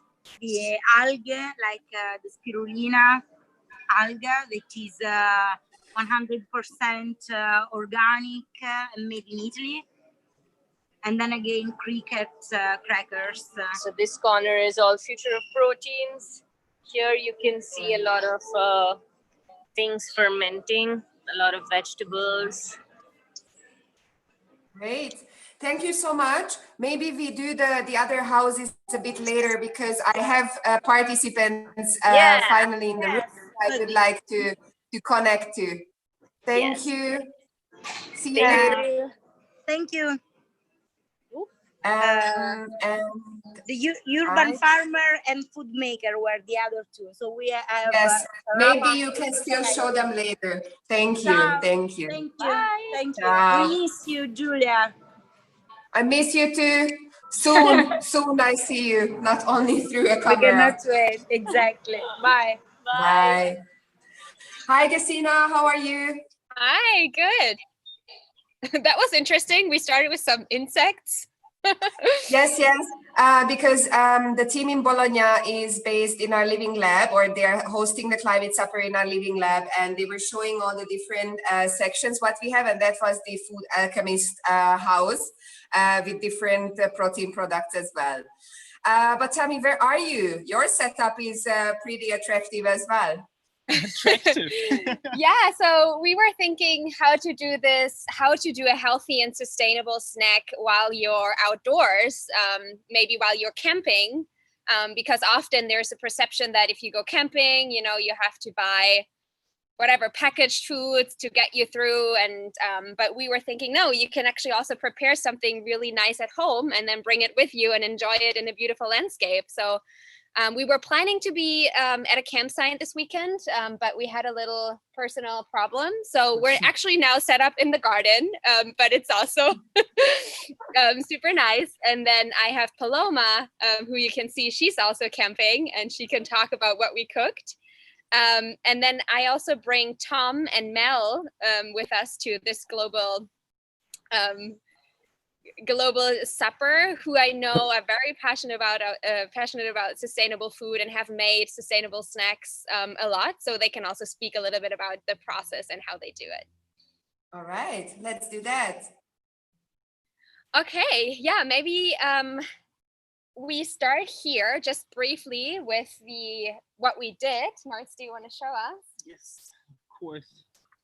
So what I shared as a recipe was... Go ahead. Yes. So it's a carrot hummus recipe. And Moritz was chosen to prepare it for us. And yeah, do you want to speak just a little bit about what you liked about it? What I liked about it? I would say what I liked about it is pretty basic ingredients, nothing too fancy. You can prepare it pretty quickly. It's all veggies, and you can, probably get most of it or grow it in your garden. So that's pretty nice. And the preparation time is quick. So quick turnaround, and it's super, super tasty. That's very important too. Yes, absolutely. When I saw the insects, I was a bit worried in comparison, but they're also nice. I already tried them. Quite tasty. Yes, I agree. Some of them are really nice and crunchy. So when you are having a beer, I could imagine having that in the bar instead of peanuts, maybe. Yeah. I'm from Bavaria. We drink a lot of beer. I'm quite critical about the fact introducing that to Bavarian beer drinkers, but we will see. Well, I don't think Bavaria is the right market to start in. Don't get me wrong. Okay, and then I'm gonna hand it over to Paloma to share with us too, like how the preparation process was, how it is now to be ready to enjoy it where you are, and who you are. Introduce us, like who are you, and why are you connected to sustainable food? I think you're muted right now. Wait, I unmute her. I think it should. I got it. Now. All right. Well, hi, everyone. It's great to be on this forum. Thank you, Justina, for the opportunity. My name is Paloma Lopez. I have worked in food for the last 15 years, in big food for many years, and recently moved out of the corporate space to set up a new business called Future Fit Foods, and really looking at circular foods, of course, sustainable, within that circularity concept of how we make our foods more regenerative, and obviously looking at the ingredients from day one and how they make it all the way to people's tables. So I made Justina's recipe, which is a carrot hummus. And I made it with the idea of bringing it with me camping. I'm in Colorado right now, in a beautiful lake in nearby a Black Canyon, which is a national park, which many people don't know about, that it's really gorgeous. And I made the hummus carrot 2 days ago, actually, before we head out. We headed out, and it was very easy to make. As it was just mentioned, I use rainbow carrots, which apparently they have different colors because of they're grown at different times and in different soils. And that's the way it used to be before the orange carrot became popular. So they're organic carrots, and I think what makes it a great dish is the ingredients, because it's mixed with tahini and with olive oil. It's quite nutrient dense. It's delicious. It's easy to make. You don't have to really cook anything. You're just preparing And then what's really cool, which is very climate smart, is that there's the leftovers from this dish are primarily the peels from the carrots, the peel from the lemon, and maybe a little bit of the leftover of the garlic. And in my case, I used all of the vegetable scraps for vegetable broth, which is super easy. Just put in the fridge. When you have a big container, just make a broth. And the lemon I used to put in the lemon water. So there's really no waste, which is super cool. And that, I think when you buy fresh vegetables and you avoid the plastics and all of that, that I think makes it quite a sustainable food.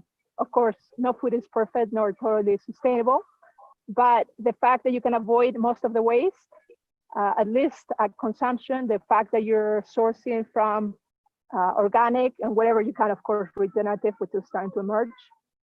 And the fact that they can be taken with you to beautiful places and enjoyed in nature. I think it's makes it a great dish. So thank you, Justina, for introducing me to it. Thank you, Paloma. Awesome. And maybe then we can go over to Mel. And she was actually volunteering today, setting up an organic vegetable garden.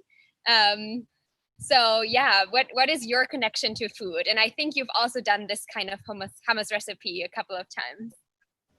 Yeah, so I have a little baby version. Yeah, so my connection to food is that I really feel passionately about community empowerment, and I feel like we all come together to eat, like everyone needs to eat. So it's a really important way for us to promote community well-being by how we're eating and how we're accessing food. So I've worked, with community gardens or going to farmers markets, and I really try and buy local. And so I'm really excited about, I didn't make hummus, I didn't have tahini, but I did use carrots from my farmer's market and kind of made the recipe without the tahini. So there's ginger and, lemon and little parsley on top. But I really am excited about it because I, wear glasses and they're good for my eyes. But yeah, I'm really excited to be a part of this and definitely passionate about good food and food community. Tell us a bit about your volunteering project, what you did today, what Gassina just mentioned. Oh yeah, for sure. So today I live in like a very urban community, and there happens to be a church like 3 blocks down the way. And they have a very abandoned lot next to their church, and they decided that they wanted to create a gathering place. And so they're converting this lot into a place not just for people that are members of the church, but the neighborhood that want to come and garden and grow food. So we're helping to clear it out and put raised beds and grow some stuff locally. That's amazing. Thank you for sharing this. Awesome. And my last participant is Tom. There was a problem with his camera, so we can't see him, but that's totally fine. And Tom and I really had an amazing sustainable food experience about education of the carbon impact of different foods. So Tom, if you want to talk about that or just something else that relates you to food and meat, that's, yeah, whatever you I think that's a fun one. So I'm Tom Cabot. Yep. And Gassina's right. We met at a Stanford energy seminar or something like that 5 years ago. And we got to talking about how to help people learn more about different sustainability actions they can take. And so starting to look at the carbon footprint of the way we eat and the different foods. And we eventually evolved our thinking into these little experiments where we weighted these rubber hamburger dog toys with sand and lead to represent the carbon footprint of a 1/4 pound patty of a veggie burger, a chicken burger, and a beef burger. And these burgers all looked the same. They looked like rubber hamburgers, and we would hand them to people while tabling, and they were really impressed. And they would, because the carbon footprint of a 1/4 pound hamburger patty is about 7 pounds of carbon dioxide. So this hamburger we hand them weighs, almost as much as a gallon of water. And so it's very dense. And then they'd be very impressed, and they'd start to wonder about, why is this footprint so high on the beef and different on the chicken and much lower on the veggies? And we'd talk about the intensity and how far things are up the pyramid and emissions upstream all this production. So anyway, it was a fun project, and we got to do a lot of research into food carbon footprints. Yeah. And then did you also make the hummus recipe what Gassina handed out? No, I did not. I'm not that great a cook, and I'm on the road traveling this week. That's okay. We excuse you. At least you joined us for now and shared a little insight from the research you have done. Thank you so much. Awesome. Yeah, thank you, everyone. Maybe just one last tip. Paloma, did you also use or question, did you also use the greens from the carrot? I actually, you can use, you mean in terms of the recipe or in terms of what I did with the waste? Yeah, I didn't use them for the recipe, but I use all of the leftover greens of all my vegetables in my broth. I actually, anything, even like almost anything. The only thing that I probably don't use is, things that could go bad into the broth container, but yeah. But I didn't use it for the recipe. Is it good? Like, I know radish leaves are delicious and. Yeah, no, that's one thing that I also just wanted to share is you can actually eat these leaves. And at some point in time, the carrots were only grown for the leaves. And they later went like, oh, but you could actually eat the roots. But I see them being thrown away so much, but they're actually like a really great thing for doing a pesto or for a broth or giving flavor. Exactly. I had a carrot leaf pesto for my lunch today. Yes. Oh, Gassina, thank you so cool. much for introducing your Climate Supper company and sharing the recipe with us. And now I would like to hand over to Brazil, to Evie and Bruna, her company for her Climate Supper, lunch, whatever dining experience it is. Hello guys, how are you? I miss in California so much. I did live there for 2 years and seeing like this beautiful outdoors and summer, it's so nice. Thank you for that. So in the contrary, here in Brazil, we are in lockdown because of the COVID reaching its peak in number of cases. So we could not have an in-person experience today, but we got very inspired to do so as soon as it will be possible. But in the meantime, we already started chatting about important local issues and how we could work together looking for solutions. And that's why I brought Bruna here. Bruna is a food hero and a food activist. She lives here in my city, the happy harbor of the big river of the south, in the very south of Brazil, Porto Alegre. She's an ecological nutritionist, urban forager, food researcher, influencer in social media. She advocates for real food in the countryside and in the city. And I got to know her work during this quarantine, where we still don't know each other in person. But we share a lot in common in our lives and how we see food as a tool for emancipation and as an expression of humanity.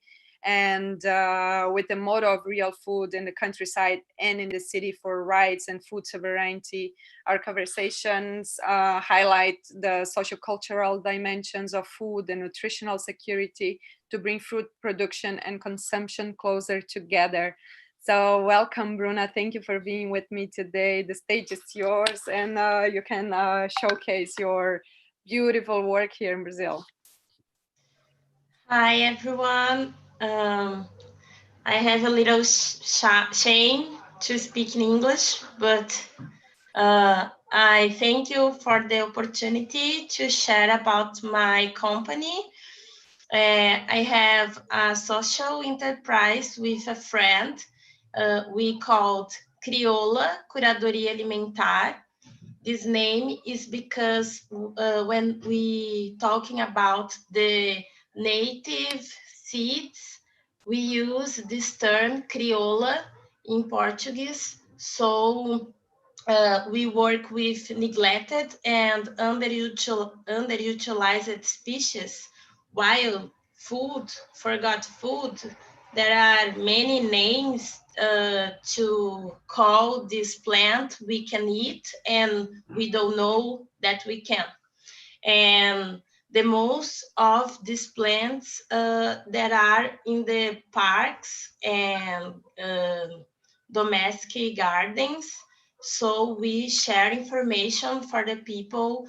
They can use this food resource, and we make this by the internet and with formations.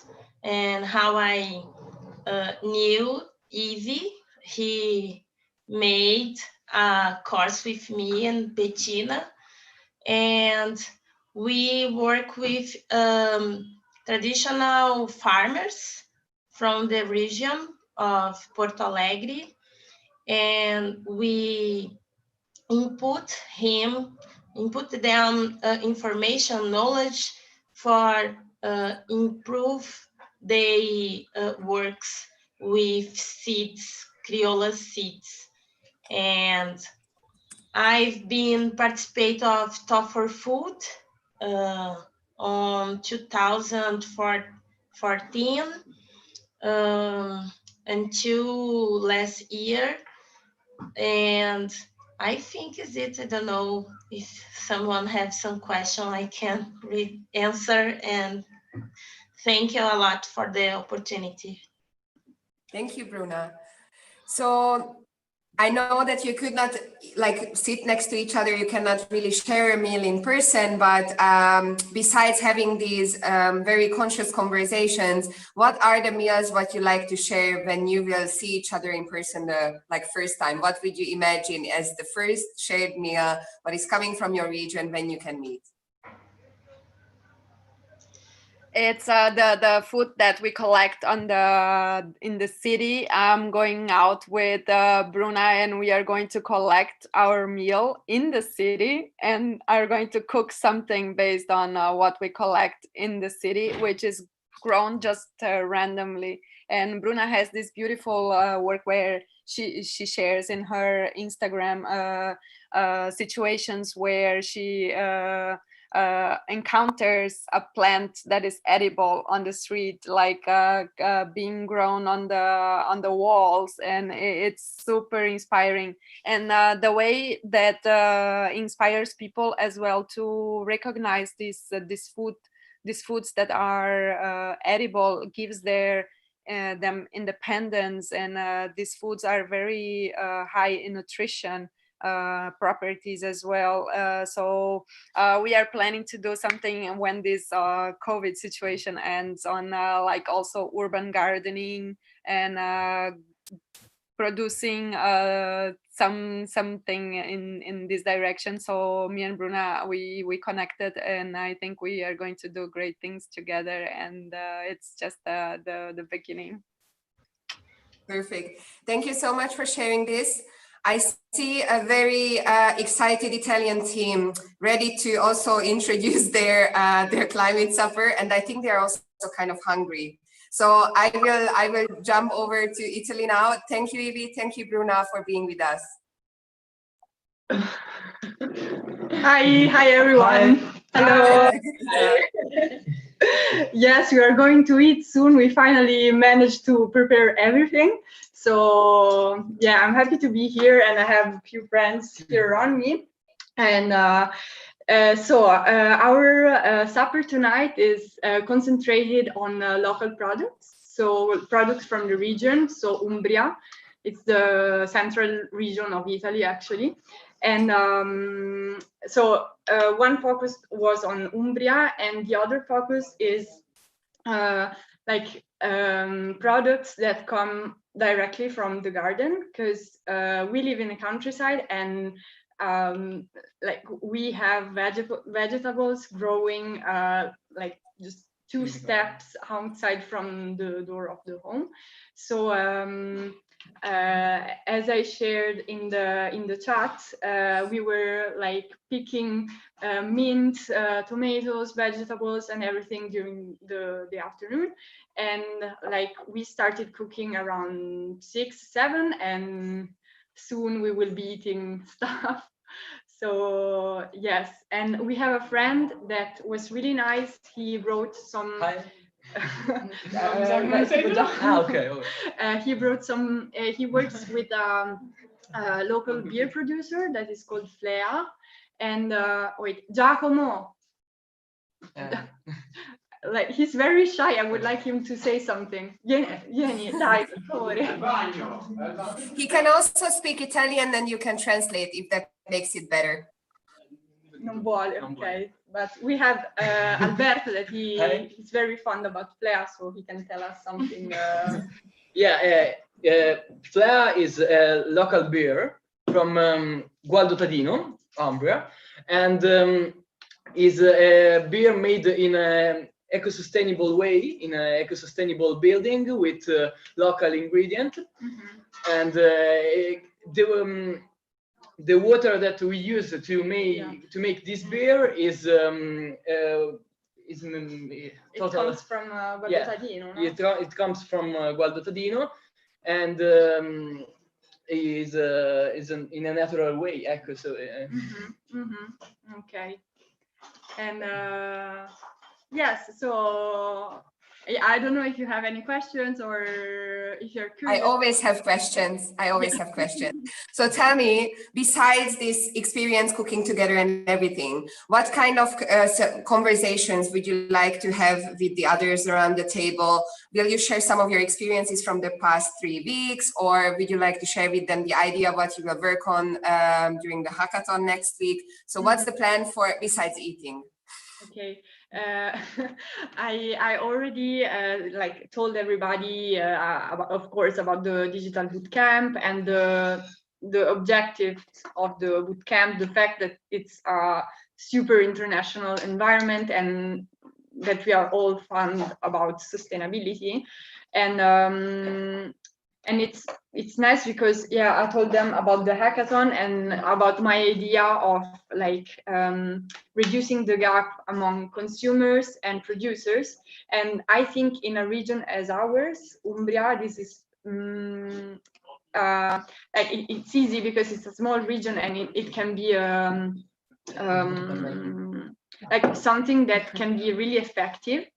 And so we are discussing about this, about like how to make consumers and producers be nearer.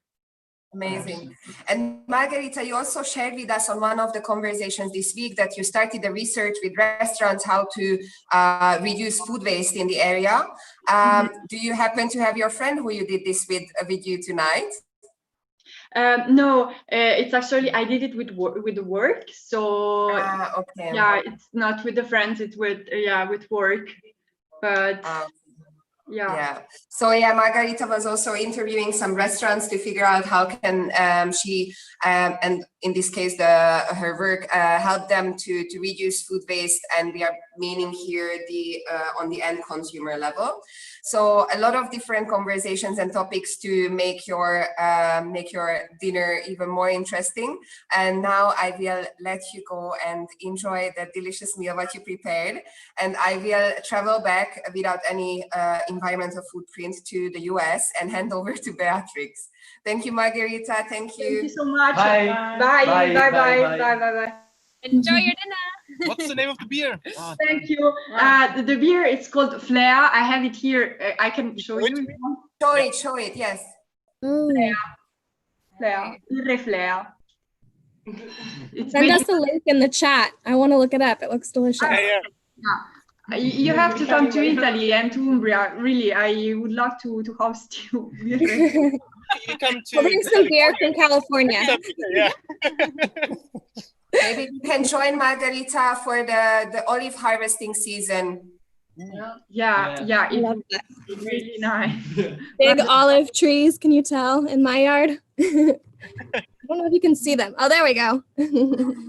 Okay, we go eating. Bye. Bye. Bye. So Beatrix, how are you?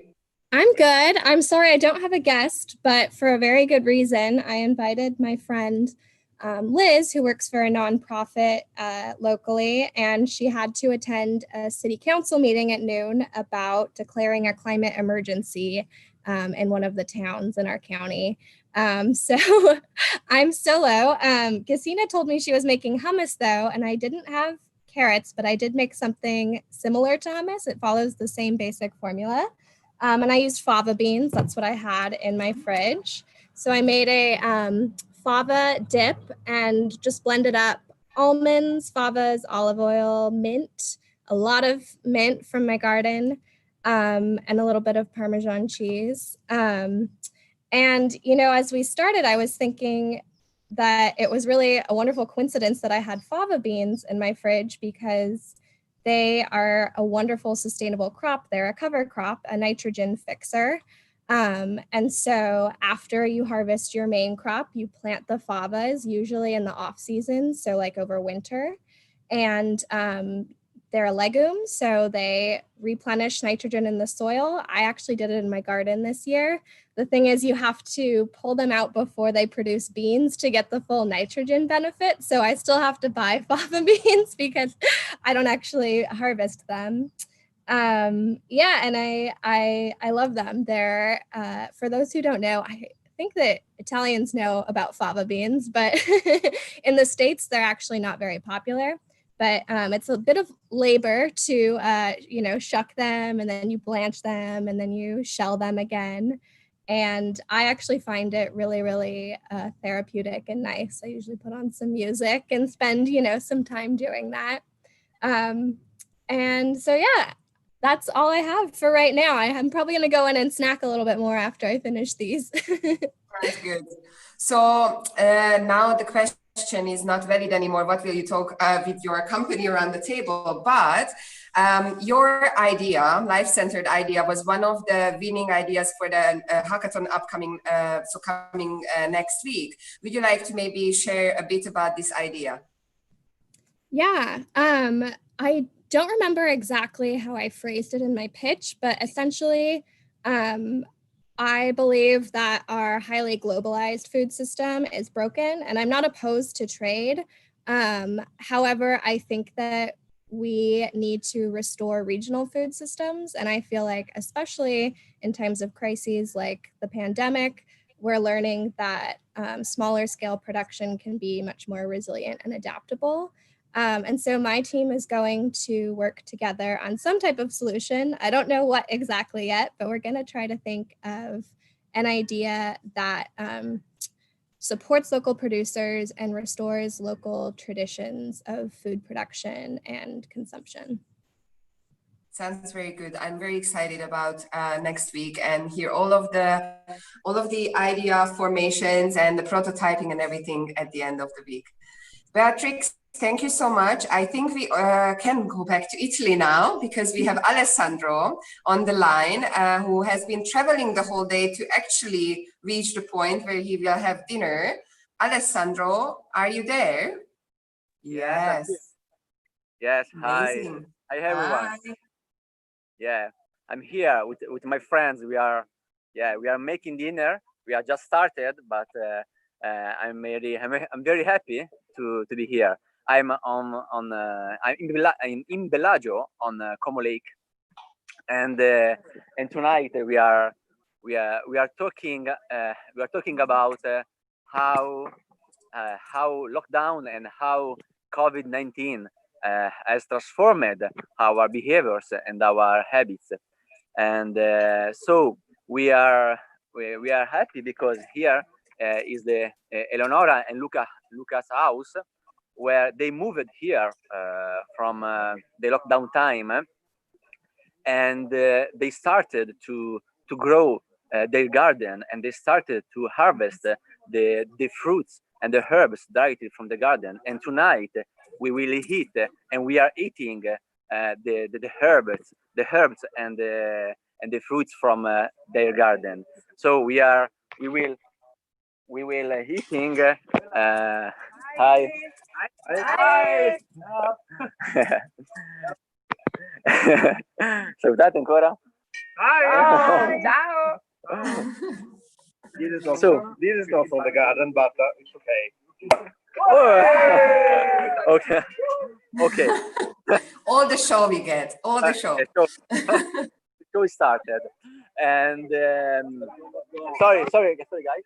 Yes, and yes, what we will eat from the appetizer, the entry will be the local cheese that come from Valtellina and come from here, Como.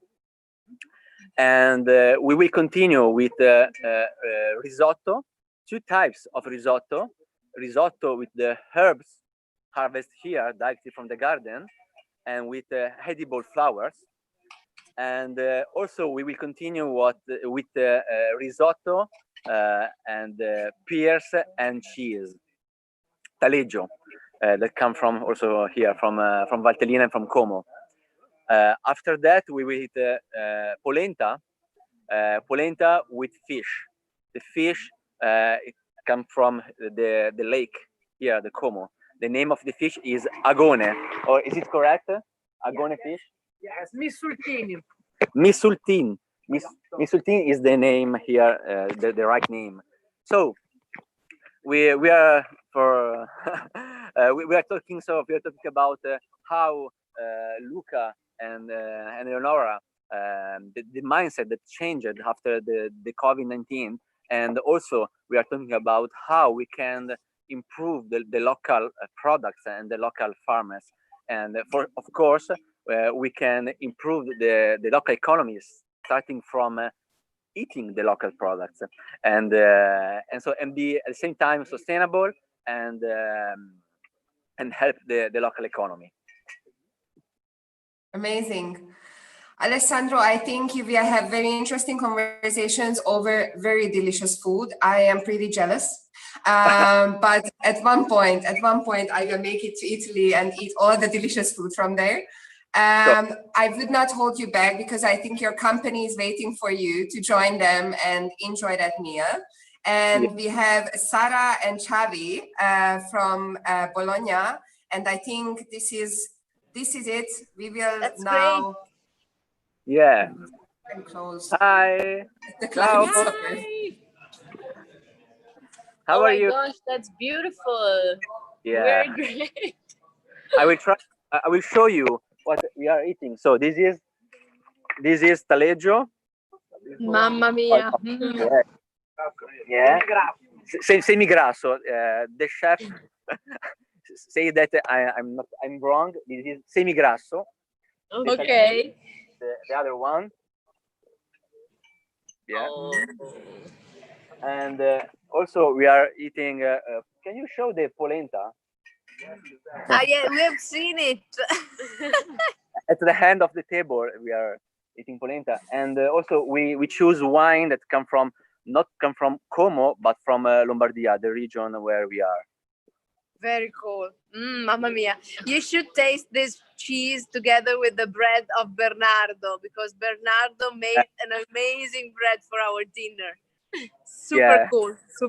We are just ending our dinner, actually. So we have been tasting many different dishes from all the different parts of the world represented inside the bootcamp. And we were here in the theater. So you see the theater behind me. Wow, and so we were broadcasting all day, all the different dinners coming from all over the world. So everyone was following all the dinners here in the theater. So it's been pretty amazing, actually. And then we have been talking about the different SDGs. So we have all the different SDGs, and we were sharing questions with all the guests, stimulating the conversation. So we got many insights from all the guests participating. Alessandro, what was your favorite thing about today? What's your favorite? What was your favorite thing about this experience, organizing a climate supper? Yeah, I think that what the best thing is connect and meet people with their desires, with their dreams. Yeah, dream. I think it is the best word that describe how I can connect and how people connect with me. And okay, hey. Okay. What in English? Fried sage. Okay. Fried sage. Ok, buona. Salvia fritta, sempre buona. this is the sage here directly Oh, from garden to table. This is literally. Mamma mia, guarda che cos'è quella salvia. Wow. There's a bush of sage behind Actually, we got crazy today to find coriander and many other ingredients because our goal was to represent instead all the different identities coming from all around the world. So we had a big challenge because we wanted to find all the different ingredients. So it was pretty inspiring actually because there were chavi, Indian food, and then we were having an African dish and so on. So from all over the world. For us, the best part was that we were trying to be in the shoes of all of the participants, all of you guys, trying to cook the dishes where you come from. So researching the ingredients, learning about your culture, your tradition. And that was really beautiful for us. The best thing, I think. Yeah, definitely. So, okay, all the hosts are here. All the hosts are arrived. And Can you ask them the one word for tonight's evening, this evening for them? Yeah. Potete dirmi una parola che rappresenta la vostra cena, le passate? Friendship. Friendship. Okay, we love it. Abundance. Yes, I see your table. So there is a lot of abundance over there. Yeah. Abundance of wine. Food. Abundance of wine. Most of Friendship. it. Yes, we started to cook. I mean, at 6 or 5, I don't remember. And yes, we are. Yeah, now we are approaching the the dinner. That's great. That's great. Very good. Buon appetito. Buon appetito. We have to go and wash the dish now. Yeah. Grazie. Ciao. Ciao. Ciao. See you in Bellagio, they said. See you in Bellagio next time. Ok, va bene. Ciao ragazzi, good night. Ciao. Enjoy the dinner. Ciao. That's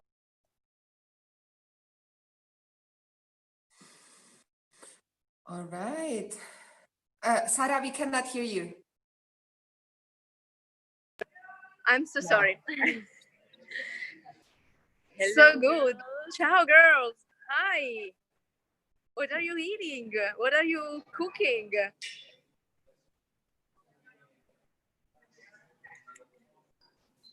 I shared we did like a snack supper because some people were out camping and we wanted to provide something healthy when you're out. So I shared a hummus recipe, a carrot hummus recipe with a few people.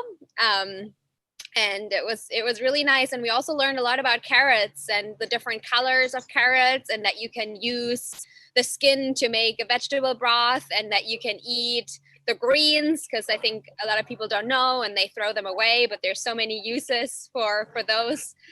So really experiencing the whole carrot and the hummus making. That's great. Amazing. We have also Claudia and Lauren here. They just joined us. Hi. Thank you for all your amazing work. It was fantastic to see you. Awesome. And you, Beatrix, where are you? I am in my backyard, which is up here in Santa Rosa in California, and I have a fava bean spread on toast with mint and onions and olive oil. And I talked a little bit about the value of fava beans as a cover crop for their nitrogen fixing ability. Very cool. Very cool. Thank you for sharing. Thank you so much for sharing. That's great. So, Julia, you have been eating, let's say, with your mind everywhere in the world today. Yes, I was traveling and eating the whole day. Yes, exactly. All the thing. What you want. The power of imagination is limitless. Exactly. Exactly. So yeah, it was an amazing journey, and I think we can call it a day because it was very long with all these miles. Yes, I have very long. and for the audience, I'm pretty sure that we will have a lot of photos coming from the participants, which we will post on social media. For so sure, just from keep the following. Italian dinners, yes, we have many photos. Very good, very good. So you will hear from the climate suppers and obviously about updates about the digital bootcamp over the next week as well. So thank you, everyone. It was lovely. Enjoy the rest of your weekend. Thank you so Thank much, you. Julia. You have been amazing. Thank you so much. You have been the global host. So thank you, Julia. You've been the global host. Part of something unique. Thank you, thank you. Bernardo, come here. We're saying goodbye to everyone. Here we have also Bernardo. Hello. How are you? He has been cooking all day. Yes, I'm quite tired. And we met in person today for the first time. Amazing, amazing. It's amazing. Yeah, it's amazing. We are so glad that we had the chance to meet up in person, and he's been cooking with Claudia and Loren and Xavi all day. They were in the kitchen preparing the dinner for everyone. He was the boss. He was the boss. Chef. All right. Exactly. We were Bernardo's assistant. Very good. The sous chefs of Bernardo. Very good. Thank you so much, Francesco, for your presence as well to make this live happen. Come on screen. Vieni qua con noi. Come here. They are in the backstage since this morning, like Julia. So they have been amazing. Oh, and there is Francesca. Now we can see her too. Haha. Because they were over there working. Exactly. All right. Thank you, everyone. Bye. Have a lovely day, evening. Bye. Look at them. Here we are in the backstage. And also here. Ciao, ciao, ciao, ciao. Ciao. Bye. Thank you. Bye, bye, bye. Ciao, Fra.